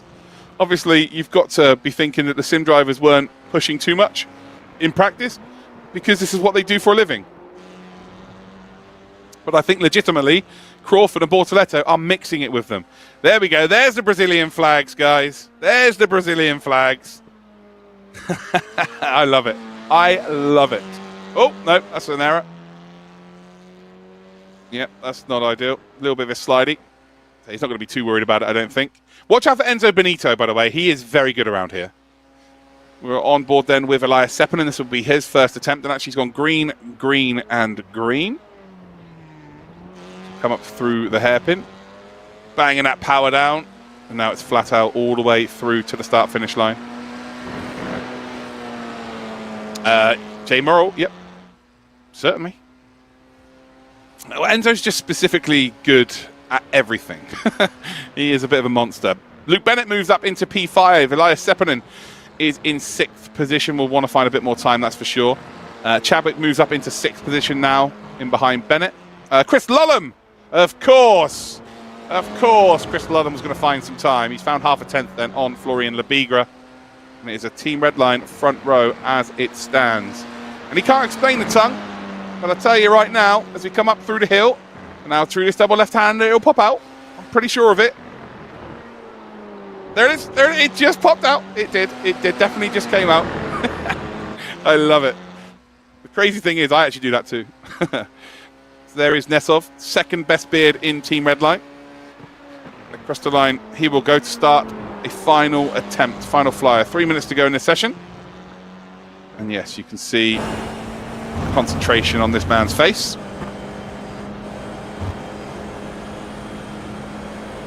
There's no such thing as chill for Chris. So it looks like Nesov goes for the little lip bite for his concentration trigger. A little bit of counter steering there. Are you pushing? Yes, yes you are. Uphill right-hander we come. Set yourself up nicely for, once again, I like to call the corkscrew, which is 8 and 9. As we now head on board then with Luke Bennett. Dennis Hauger's on a quick one. Hauger is on a quick one. Yet to put a lap time in. The number 3 is on a quick one. I think Lebigra might be on a quick one as well. And Luke Bennett struggling through sector 3. 4 sectors around here, apparently. But I think Dennis might be on a quick one, although it's his personal best. So if he's not put in a quick previous laps, then I guess it won't make too much of a difference. Actually, Hauger may have 1x'd somewhere. Across the line then, final attempt maybe for Bennett. I think it is, yes. As he goes across the line. Lebigra has gone up to P1. So he has found 0.02 of a second to be quicker than Christopher Lullum.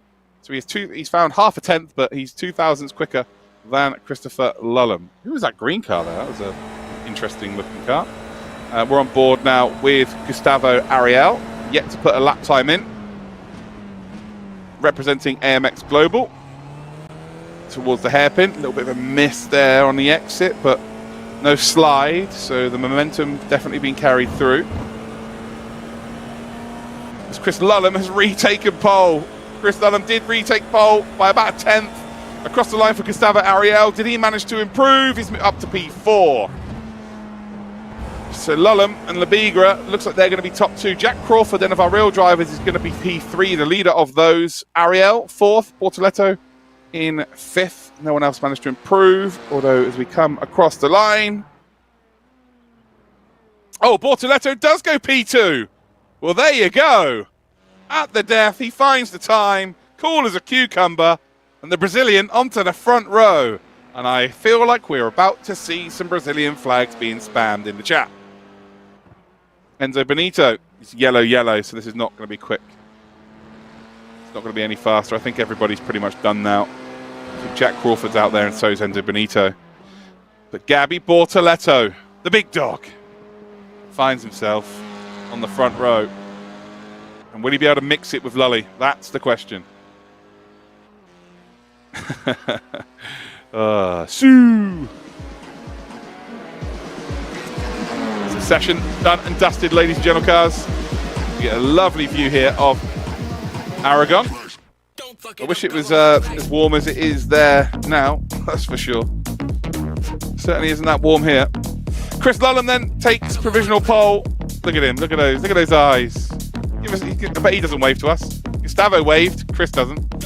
He takes pole position in a 58.441. Gabby Bortoletto, he finishes 400ths further back in 2nd spot. We've got Florian Lebigra in 3rd spot. Jack Crawford in 4th. Gustavo Ariel in 5th. Enzo Benito in 6th. Alexei Nesov 7th. William Chadwick 8th. Luke Bennett in 9th. Emil Heyerdahl in 10th. Elias Sepinen in 11th, and Dennis Hauger, who didn't even put a time in, he will start in P12. So that is your grid for today. Remember, the second grid will pretty much start as I'm reading out the results from the first race. It is quick, so there's no time to really mess around for these two races.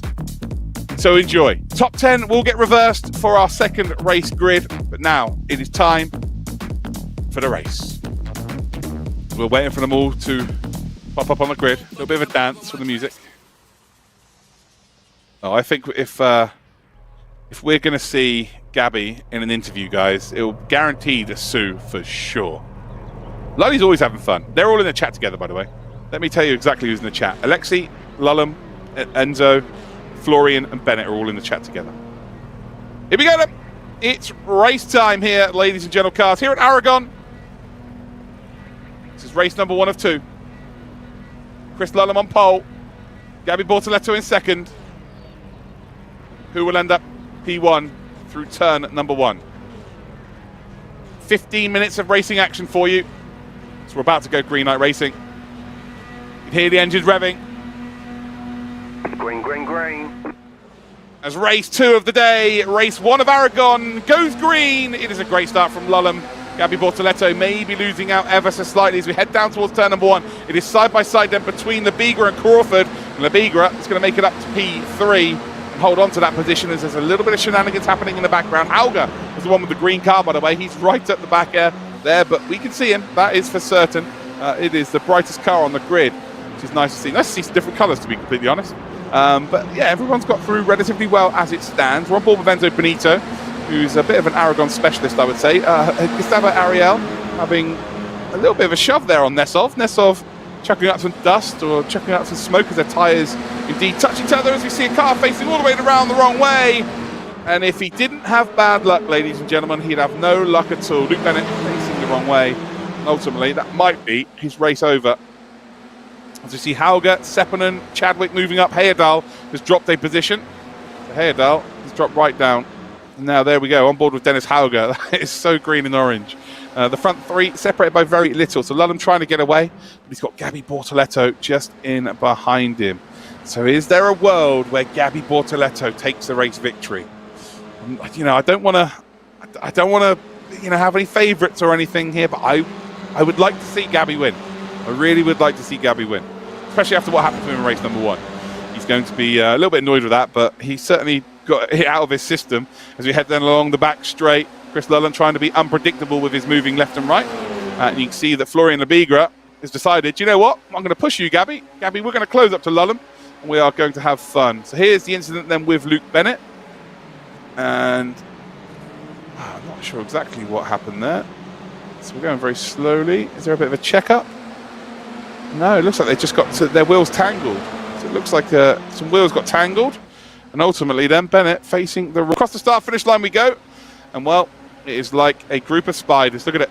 They are all very, very close. And you will see Bennett in the background. So Bennett will maybe have a chance to catch up. Needs them all to really fight hard at the front in this shortened race format. I think the minimum we can really want from Bennett is to get P10. So he starts pole for the next one. Oh, Rosie, I'm rooting for the one that's at the front. I think you realise very quickly that I'm just a glory hunter. Oh, I'm supporting everyone who's at the front. Yeah, Jack or Gabby would be pretty cool to see. It's Gabby. It's going to send one up the inside. Chris Lullum. Oh, well, Chris Lullum has just been sent off the circuit. Oh, no, what a rejoin. Oh, everyone's going to get through. Where is Bennett in this? I think Bennett is going to get past Lullum. And Lullum has just rejoined. He should park that car. That is horrendous. Can't be going around doing that. Bortoletto, though, no love lost. Just sent Lullum packing. But Lullum nearly rejoined into the full pack. Luckily, they're all good. They're okay. So get a lovely shot here from the top of the wall. And Lullum, who is the championship leader by quite a considerable margin, is now down to P12. So not the best of days. Not the best of days. Of course, Enzo winning race number 1. Is there a world here where Enzo gets another race victory? And going into the Fuji finale, he is in a position to go out there and win the whole thing.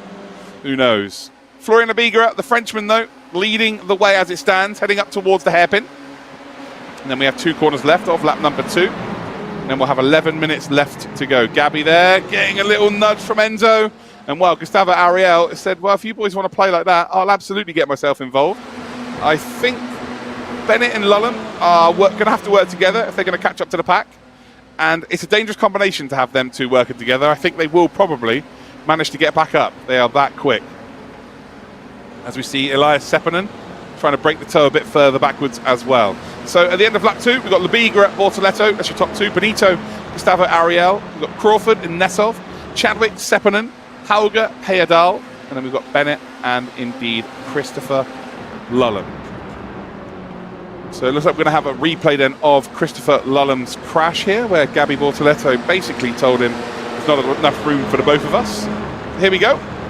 So as we come up through the right-hander, you're going to see here, Bortoleto sets it up to send one, dives it up the inside. I wasn't able to get the car completely stopped, overextends. Well, there was contact, and then he ramps up as the rubber indeed hits the other car's rubber in terms of the tyres.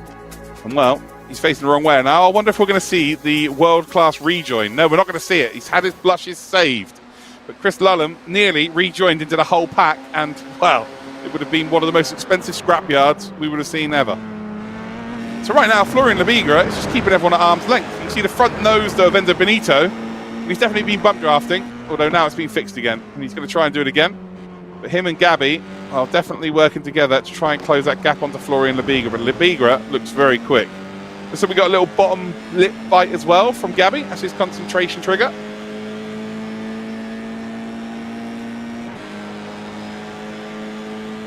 The gap, yeah, just about coming down actually. So it is slightly coming down. Bortoleto not quite close enough to make a move though, I don't think. Enzo just biding his time. Gap between Lulham and Seppänen is what we need to be looking out for. So it's 3.1 seconds as it stands. So will we see Lulham and Bennett sort of drag themselves through the pack, and in the braking zone they catch up significantly. So Enzo Benito, we've got the onboard for him. 9 minutes left of this race. Enzo Benito now with the fastest lap, although Nessov has just gone out there and beat it. I'm wondering whether we're going to see purple actually from Lulham or Bennett as well. As we see Enzo Benito does send one up the inside. And well, there's going to be contact, exactly the same as what happened to Lulham, but this time Gabby Bortoleto. He's trying to get himself back onto the circuit, and I think Lulham is very quickly going to see, oh, there's Gabby again. I'll start fighting with him. So exactly the same has happened to Gabby as to what happened to Chris through exactly the same corner. Enzo Benito just drives off on his own. Silly, silly driving from everybody here. But the front four now really need to bunch up if they're going to let the rest of the pack pick up. I think this is just a race to the finish now. I don't think we're going to see any shenanigans. It is a case of that, you know, these drivers want to go out there and win. Gustavo Ariel did actually pick up P2 there, so Enzo did lose a little bit of time. But Jack Crawford all of a sudden now becomes the real racer that we all want to cheer for. Can we see Jack Crawford go up there and pick up a victory? Remember, they do have incident points. We saw earlier on that Chris Lulham had to go and serve a drive-through on the final lap due to too many incident points. So it is a possible. As we go then along the back straight. Can Jack Crawford catch up? There's a replay at the bottom there, you can see. Loads of smoke coming out. And Gabby then just trying to reverse and trying to figure out how he can get the car back going as quickly as possible. And he did. He managed to actually get ahead of Christopher Lulham. So we see a send up the inside. Then Crawford said, thank you very much. I want P3. And while as they come out on the exit, they are still side by side. A little bit of an overlap then for Enzo Benito. Well, along the start-finish straight they're going to come. I think Jack Crawford just about gets it figured out. He does. So up to P3 then for Crawford. Loses a few tenths to the front two. And Enzo, does he decide to fight this? Well, I'm not sure that's the greatest idea. It's Alexei Nessov, who didn't look particularly fast in qualifying, is now put in another fastest lap of the race and looks lightning during the race phase. We're over the halfway point of this race as well. And right now, Enzo is very close to Crawford. We've got Nessov in behind as well. Nessov just waiting for any kind of mistakes. Front five separated by very little, bit of a gap though between second and indeed third. As we get Nessov on board, he's just trying not to take out the car in front. As they head up towards turns 8 and 9. Sakachoros.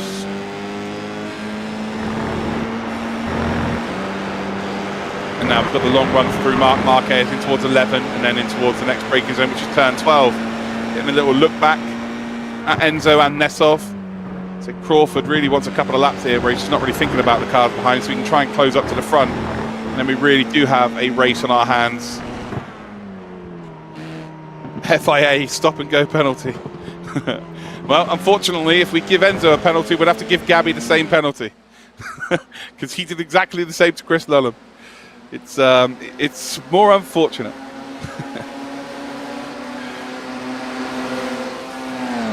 So along the back straight we come. We're heading towards that final 5 minutes. Now it's starting to get a little bit fruity at the top end. Gustavo Ariel just about gets his nose in front, but Labigra with the inside line through the hairpin should hold on. Oh, look at this.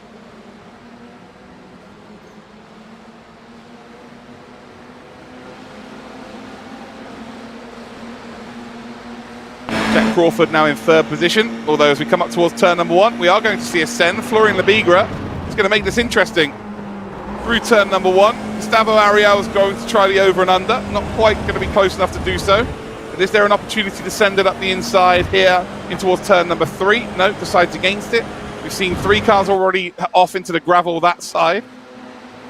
We don't really want to be seeing that again. Although it's the next complex of corners. Gustavo Ariel does send it up the inside. Florian Labigra opens up his steering, gets a better drive off the corner. And it's the next corner now where we've seen a couple of cars be doored off, if you like. Say doored off, there's no doors on these cars, and we nearly saw it again. And Jack Crawford is being tangled with, and he's just caught Enzo Benito. And well, as quickly as they were facing the wrong way, they're going right again. And well, now all of a sudden William Chadwick moves up to P4. Race lead in this hands. Oh, Gustavo Ariel just has a little nudge there. Or was that a little bit further back? No, it wasn't. That's Bortoletto, who's now dropped down into P12. He's all the way at the back end of the grid.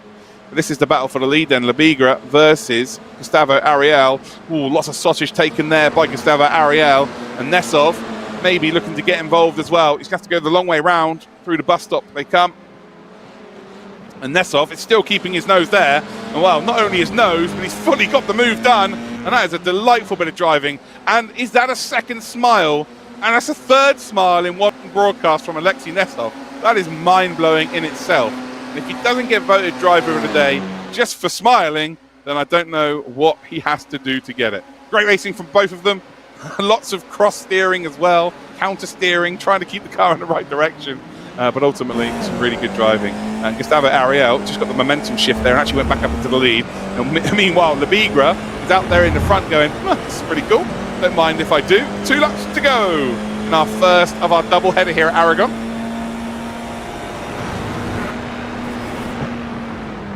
But yeah, Nesov actually enjoying himself. It's great to see. Oh, Gustavo just overextended a touch. Keeps the car on the straight and narrow. And I just expect the car to completely be lost there by a driver because I'm going based off of my own experiences. I have to realise that these drivers have got 5 times my iRacing, so I think they'll be okay. So Benito and Crawford incidents. What happened here then? So I think Crawford's looked to make a move up the inside and then just checked up and just got driven through. So actually it was not Benito, was it? It was Nesov. And then Benito gets caught up in it. Chadwick now down to P11, so I think that corner's had Chadwick this time. I think we've had 4 separate incidents through the same corner. I genuinely think we've had 4 separate incidents around the same corner. So we're on board with Gustavo Ariel. We're looking backwards.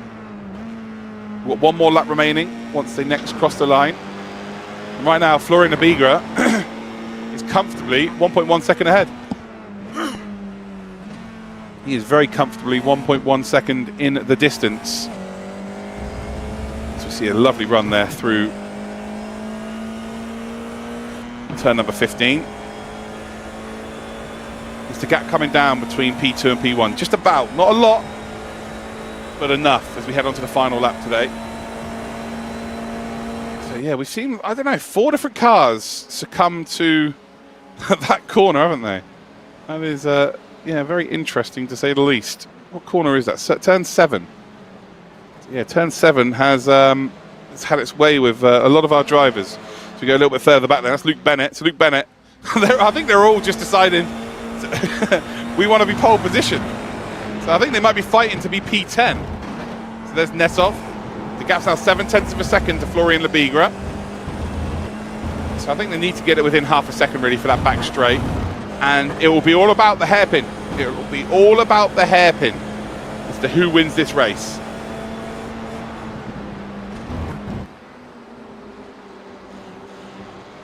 So there we go. Ooh, yeah. How wide do you want to run? Yes, is the answer.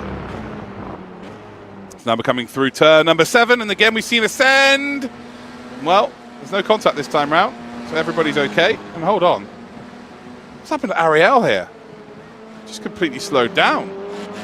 Lebigra's now got a 1.2 second advantage. I think Florian is pretty much going to go out there and win this race. We thought it was going to be close today. We knew it was going to be close last week, but this time it's just not. There's a big gap then out in front. I think Lebigra, the Frenchman, might take his first ever Real Racers Never Quit victory. So through what I like to call the bus stop and then onto that back straight. 1.8 seconds now is the advantage. Yeah, the two behind have just slowed down massively. Gustavo Ariel now is up ahead of Nesov.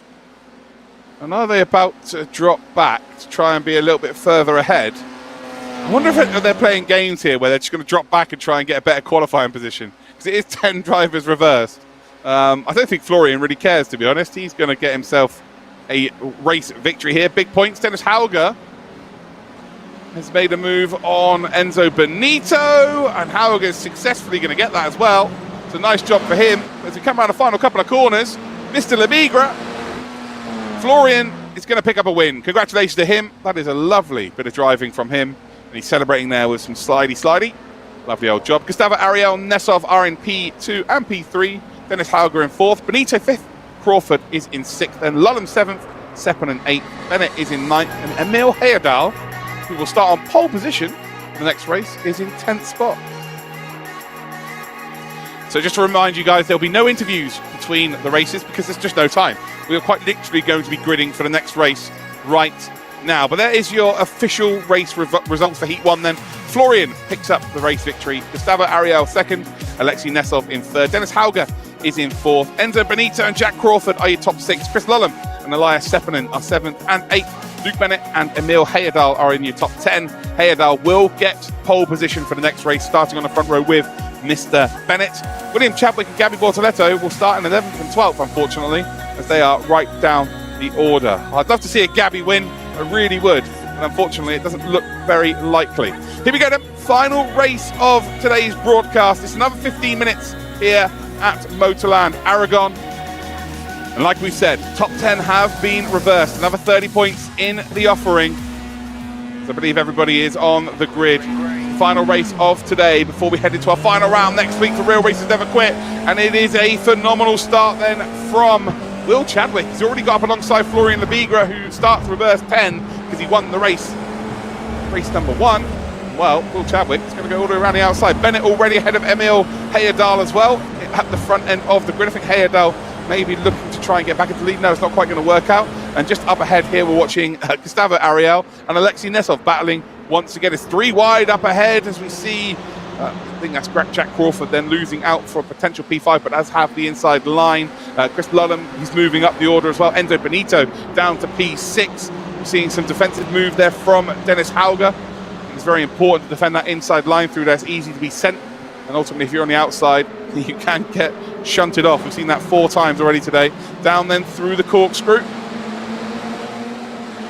Dennis Hauger is going to drop a couple of positions through there as well. So Enzo Benito gets through nicely, is attached to the front 5, so hasn't lost too much time. What about Bortoletto? Has Gabby made any positions up there? No, he's down in P12 right now. Dennis Hauger battling side by side with Nesov. And actually Gustavo Ariel. So Ariel's going to move up the inside as we see someone hopping over the curb. Oh dear, that ain't good. No, not good at all. Gustavo, what a save though. Gustavo Ariel does manage to save it, but he just booped over the curb and he was a bit of a passenger there. Ultimately, if your wheels are not attached to the ground, you cannot brake. And I think he was up in the air as he is supposed to be braking. Not ideal. So Bennett has got a half a second lead right now. Heyerdahl is in second. Sepinen in third. Christopher Lullum in fourth. Jack Crawford in fifth. Enzo Benito in sixth, as we see a potential move then from Mr. Lullum. He forces the defensive move there from Elias Sepinen. He's now going to have to sweep it around the outside of the hairpin. Room has to be left on the outside, otherwise they will tangle with each other. And I tell you what, that is a lovely move. It's still not completely done. But the outside line, as Sepinen is going to keep his nose in. Across the line they come to end lap number 1. And wow, brilliant stuff from both of them. Could so easily have ended up both off of the track. They're not, as Jack Crawford thinks, do you know what? I'm going to get involved in this. As Sepinen actually holds on to that position. Lovely driving. They don't lose too much time to the front two either.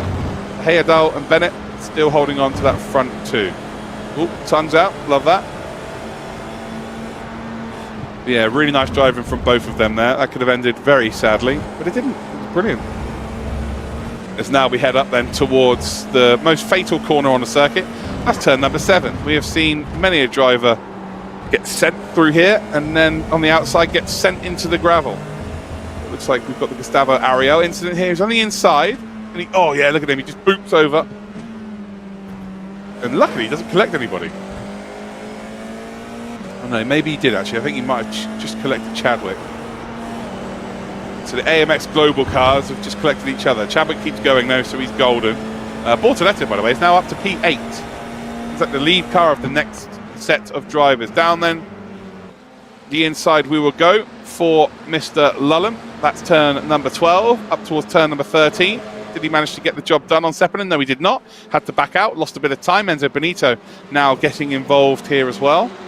You've got Jack Crawford just a bit further back and Alexei Nesov, the last driver of this lead group. Then you've got the second group being led by Bortoletto, who's currently P8. You've got Lebigra, Chadwick, Hauger, and Gustavo Ariel, who has figured it out, or figured himself out. He's now 1.1 second behind. A little bit of bump drafting then. Benito trying to give Lullum a bit of extra momentum. They've lost a lot of time actually to the front three. Elias Sepinen, very close indeed. There's Enzo Benito and Jack Crawford. Well, Jack Crawford has just sent it on everybody, and I'm pretty sure Nesov might have just gained 5 spots. I genuinely believe Nesov has just gained 5 positions there. Dennis Hauger's in the middle! And Bortoletto is going to send one up the inside. As we see now, Crawford is facing the wrong way. But yeah, well, we'll see that again as a replay.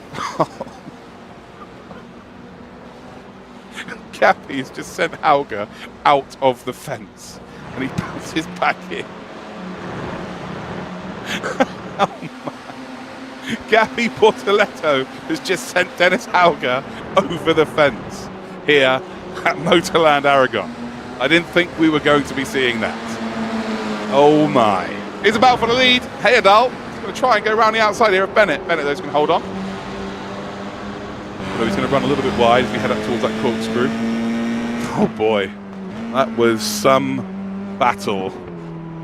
Sepinen is out and Dennis Hauger, no surprise ladies and gentlemen. I say he was on his roof. These cars don't have a roof. He's on his roll cage. He's on his on the halo. Poor guy. What have we got heading? That was. I hope he wasn't in VR. That's all I can hope for. But he was genuinely over the fence. Oh god. Yeah, and I'm sure we'll see that again. Alexei Nesov, by the way, did make up 5 spots in one move. Ultimately, I think Crawford had a lot to do with it, but yeah, in one move, he made up 5 spots. So yeah, Luke Bennett under a lot of pressure then from Heyerdahl and Nesov, Chris Lullum, Benito. That is your lead group of 5 cars. And you've got Lebigra, it's about 1.7 seconds further back, needing these really all to fight with each other. You can see that Lullum is giving Nesov a little bit of a nudge there to try and get Nesov up into P2. Heyerdahl will not give this up, but you can almost guarantee it. But Nesov is going to come through. There's not quite the overlap there for Heyerdahl to work with. And now Lullum going to try and get the momentum shift around the final corner. They come. It's flat out now. So if you haven't got it done by now, you've got to be worried about the slipstream. He has got the slipstream. He's now going to move over to the left-hand side of the circuit. And Chris Lullum trying to make this a 1-2-3 for red line in towards turn number 1. Does he decide to go for it? He absolutely does. Heyerdahl, though, keeps his nose in. He now has the inside line for turn 2. And Emil Heyerdahl holds on to that top 3. Oh, here we go. Here's the shunt. So look at the background here. Look at Nesov. 1, 2, 3, 4, 5 cars all facing the wrong way. Alexei Nesov says, thank you very much, Jack. I'll have all those spots. I'll move up into a podium. I'll now go battle for the lead. And he did just that.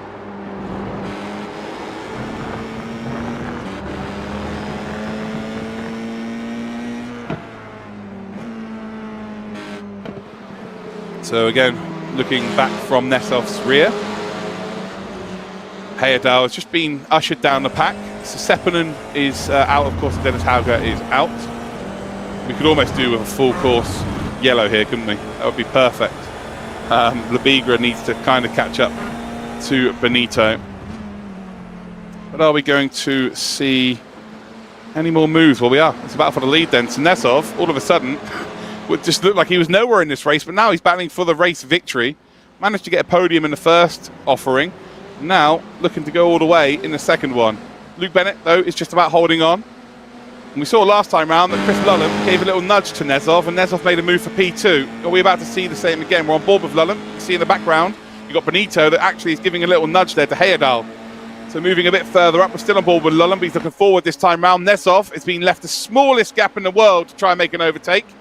And well, I think he's going to fill that gap. Bennett then has got to keep the gap open. Or there will be contact. There is a little bit of contact. But ultimately, they all survive here. And I think Nesov, for the first time in Real Racers Never Quit, is in the lead of a race. As they cross the line, will he get the lead lap? He will. So there we go. Nesov officially leads a lap. Luke Bennett has now just about got his nose up ahead. He's going to lose it. He just about saves it. Lullam's now going to try and take full advantage of that. He's going to sweep it around the outside of turn 3. And now Bennett has been shuffled from P1 down to P3. And has got a lot of work to do as Lullam just keeps his foot in. Completely keeps his nose in. Nesov leaves the door open. I'm not sure to be fair, it more got kicked open than anything else. Nesov just about going to hold on. Incredible stuff here. That was so close to everybody ending up in the wall as well. But luckily, everybody's good. You can see Bennett now. He's got the inside line down towards, again, what I like to call the corkscrew. Just turn 8 and 9. It's like the European version of the corkscrew. Christopher Lullam is going to hold on, but look in the background here. Look at Benito. Benito has got a slight overlap there on Bennett. Sides against it. And Nesov's driving off. This is lovely. This is actually pretty good. Chris looking really smug, yeah. Yeah, he knows what he's doing, doesn't he? Chris is driving really, really well. Really well. So the year has started really well for Redline, actually. The end of last year and the start of this year, they've really driven well. They've really found their form, and long may it continue. So Josh managed to get a race win in PEC GB this weekend. So did Sebi Job. Seb Job also won the DNLS with Diego Pinto. Max won with Max Wenig in the DNLS as well. Daytona, they got a win and a P3 in the GTD class. Like 2024 has started off very, very well for Redline. As you can see here, this is ridiculous. Enzo Benito is currently second in the Porsche Carrera Cup Deutschland as well on Rennsport. So we've got Pesk starting this Saturday. Funny, here's the Hauger and Seppänen incident.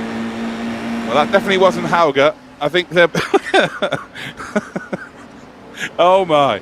Well, yeah, that definitely wasn't Seppänen. That was Gabby Bortoletto.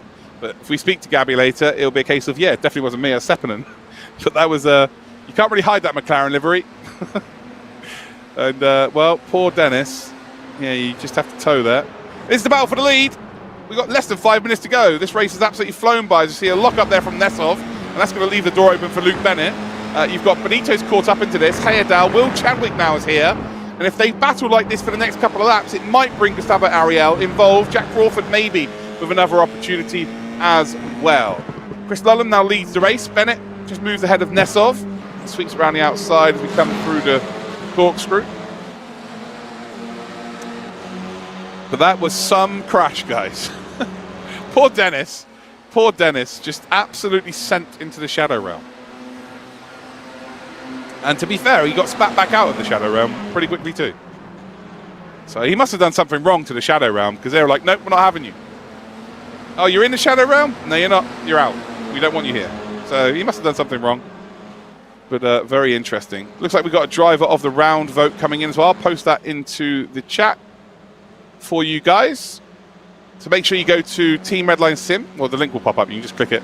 Make sure you follow Team Redline Sim on Twitter as well. That way you can vote for your driver of the day. And if it's not Alexei Nesov, Nesov better be in this vote. Okay, I'm going to use my influence here, guys. I need you all to vote Nesov, okay? Please all vote Nesov, because we saw him smile, and that's the first time I've ever seen him smile in the history of anything. So please vote Nesov. I'm not trying to influence this, but vote Nesov! Okay? I'm not trying to influence it at all. But please vote Nesov. Is it Nesov? I voted. I might have voted Nesov. I might have voted Nesov. Here we go, we're on board with Enzo Benito, currently 4th position. Got just under 3 minutes to go. Yes, exactly. He smiled, guys.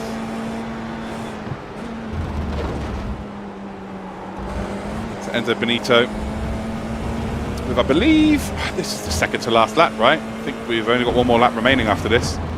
Lullum leads the race. Could Nesov go out there and get the win? Oh, it'd be nice to see, wouldn't it? Come on, Alexei. Again, no favourites. Hey, I'm impartial. I'm a commentator, but come on, Alexei. So we head then through 8, now down towards 9. Now the long run towards 10, which is Marc Marquez. And then it continues into 11. And then our next braking zone will be turn number 12. I voted Nesov totally out of my own free will. Thank you, Froggy. So no one's trying to force anything here.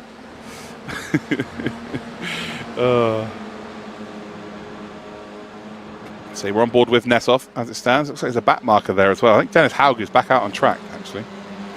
Doing some laps. Oh no, Dennis, don't be the safety car. Don't be the safety car, Dennis. Or maybe we want him to be the safety car. Maybe we want him to be the safety car. As he decided to manipulate this one. Heading up to the hairpin. And we are, yes, going to have 1 lap remaining of today. Jack Crawford's making a move on Heyerdahl. They were both battling for the lead at one point. There you go, Crawford sends one up the inside. That's lovely driving, actually. They got in behind them, Florian Lebigra. He was leading at one point as well. And here we go, across the start-finish line. Last lap of today's race. And can Alexei Nesov, I mean, oh, hold on, I'm being impartial. Can Chris Lullum hang on to Alexei Nesov? Can Alexei potentially get up into this race? Can Bennett potentially win? Or Benito potentially go out there and win this race? I think we're going to have a close finish.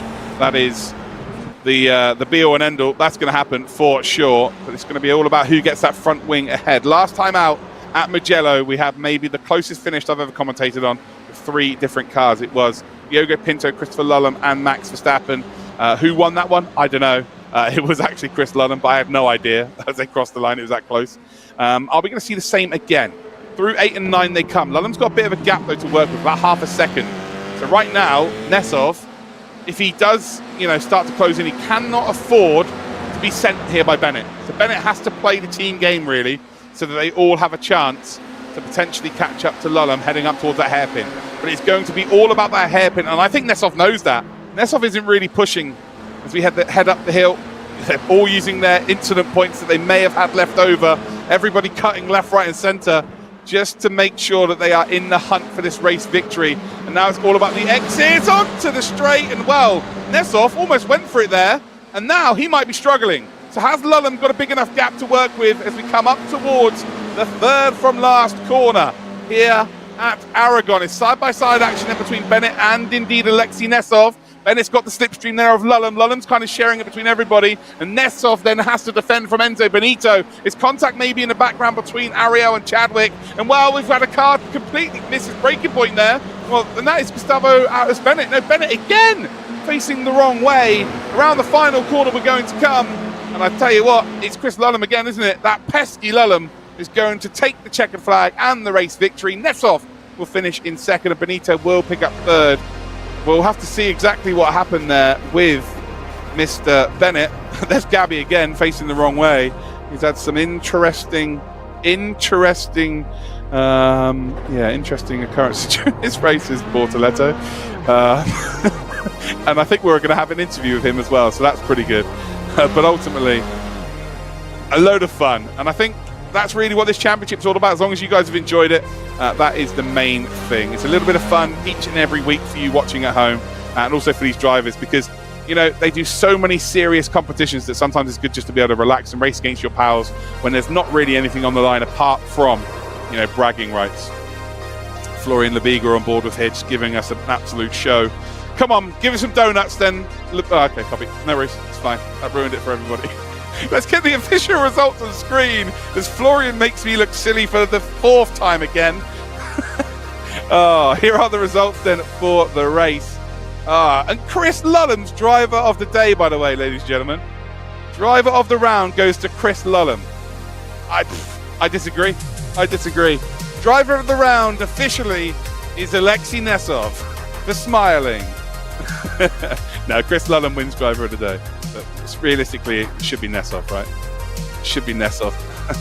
Thank you, Ryan. So there's Dennis, who is finishing now. Poor guy, he's upside down. Fair play to him, though. He did manage to keep going, but that was one of the most ridiculous crashes I've seen. He actually got punted out of the track and bounced back in. Incredible stuff. But he does manage to indeed finish the race. Oh my, that was just really crazy. And there we go, across the line then Dennis does go. Oh man, absolutely ridiculous. Here are the official results then. Excuse me. So Chris Lulham, there you go, just doing his hair. Look at him. Oh, absolute smoke show of a human being. In P1, Gustavo Ariel finishes in 2nd. William Chadwick is in 3rd. Come on, Chris, give us a wave at least. Lebigra in 4th spot then. Heyerdahl is in 5th. Enzo Benito in 6th. Luke Bennett finishes in 7th. Gabby Bortoletto, the Torpedo, is in P8. Alexei Nesov then finishes in 9th. Hold on. Whoa, did he get a penalty? Alexei got a penalty? Well, that's not good. Dennis Hauger then in 10th, and Jack Crawford and Elias Seppin in 11th and 12th position. Yeah, I'm not sure if that's completely correct there, but you know, I'm not gonna complain too much. Right, looks like we're gonna head to some interviews then with our drivers. The 3 drivers we're gonna interview is Nesov, Benito, and Bortoletto, which is always nice. I'll let you know exactly what the order of that is going to be as soon as they start joining the chat. So, yeah, what a set of races today that was. Alexei Nesov was driver of the round for me in our hearts, but it does go to Christopher Lulham with another race victory. Right, we're going to head to an interview then, guys. First up then is going to be Alexei Nesov, and yeah, hopefully you should all spam his name in the chat and say congratulations to. So, Alexei Nesov, my driver of the round, by the way, and the chat tried to make you driver of the round for the smiling. I've never seen you smile before, by the way. How are you feeling after that? Oh, it was pretty fun. Yeah, thank you. I bought the car just before the race, so I had absolutely no clue how to drive it, so it ended up pretty well. But yeah, it was fun racing. Unfortunately, this 4 weeks is for every tap on the rear you get. They screwed me over on the last lap in the 2nd race, but in general, I enjoyed it. Yeah, no, we saw you smile 3 times in total during this whole broadcast, which is enough for the fans, for them to go home and go, yeah, that was a great show. What are you expecting from Fuji next time out in the GT3s? Is this a bit more of your wheelhouse? Well, unfortunately, I will not be able to participate in the last round due to the clash with my Rio Racing, but I mean, good luck to everyone involved, I should say. It will be chaos. That's a huge shame, Alexei, and you know, for me personally. Also, we've all crowned you the 2nd best Redline today as well. So, got me what? You're the 2nd best beard in Redline. Who is the 1st? Come on, come on, give me something. No. Come on. This was manipulated. This is manipulated. Oh, mate. Well, thanks for coming on, bud, and well done today. I'm glad you had a bit of fun. Yeah, thank you. Ciao.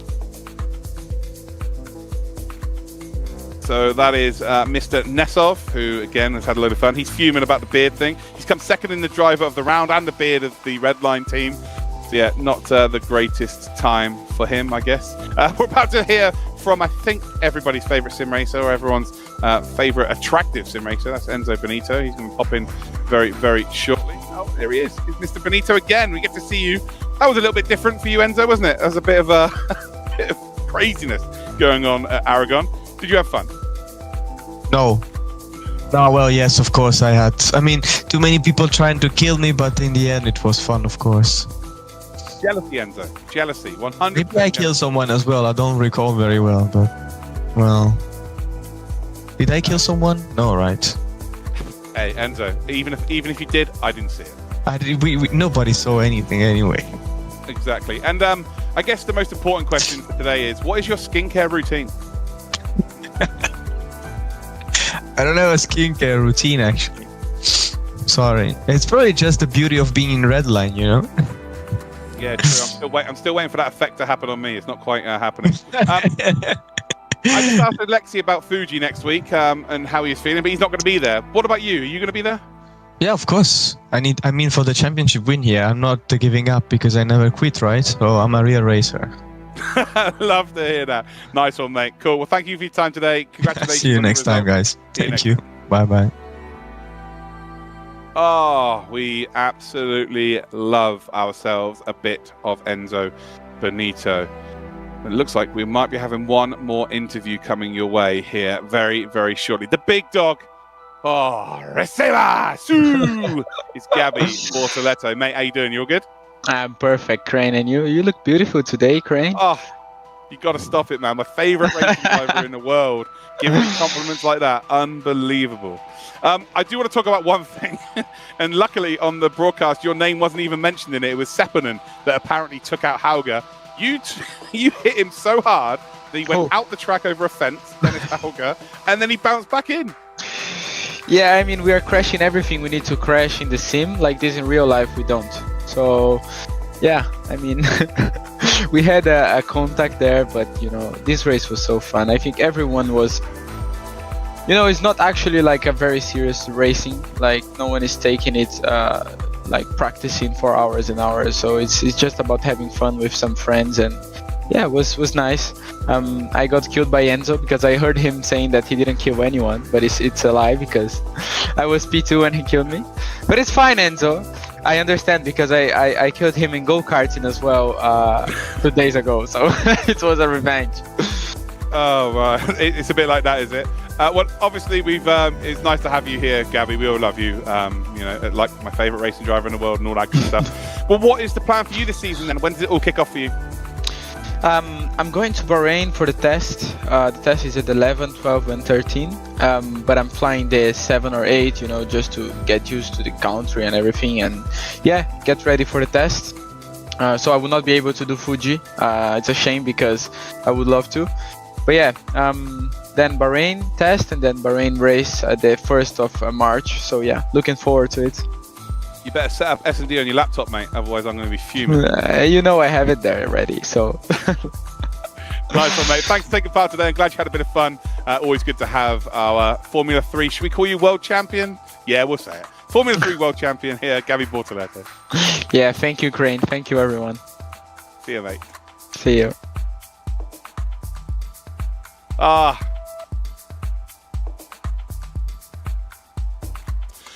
Oh, we love a bit of Gabby Bortoleto. Again, nice to hear from Nesov, nice to hear from Enzo, and indeed Gabby Bortoleto there with some interviews. Gabby is a lovely, lovely chap. But that is it, done and dusted for another round. We've only got one more round to go. Like, it has just flown by. The whole process of putting this together, everyone was so apprehensive and excited, but it was just so long-winded, and then it is gone in the blink of an eye. And the next round is going to be February the 9th, so on a different day next time around. But yeah, February the 9th. So we've got a little bit of a gap before then, and it's going to be GT3 or Ferrari 296 GT3s at Fuji. Whether or not they change the format and add another race and stuff, we do not know. So make sure that you tune in for that. Make sure that you follow Team Redline Sim on all of the social media as well, whether it be Instagram, Twitter, MySpace, whatever the things were back in the 80s, I don't know. Make sure you follow the Twitch channel as well. But remember, my name's Luke Crane. You can follow me wherever you want, but real racers never quit.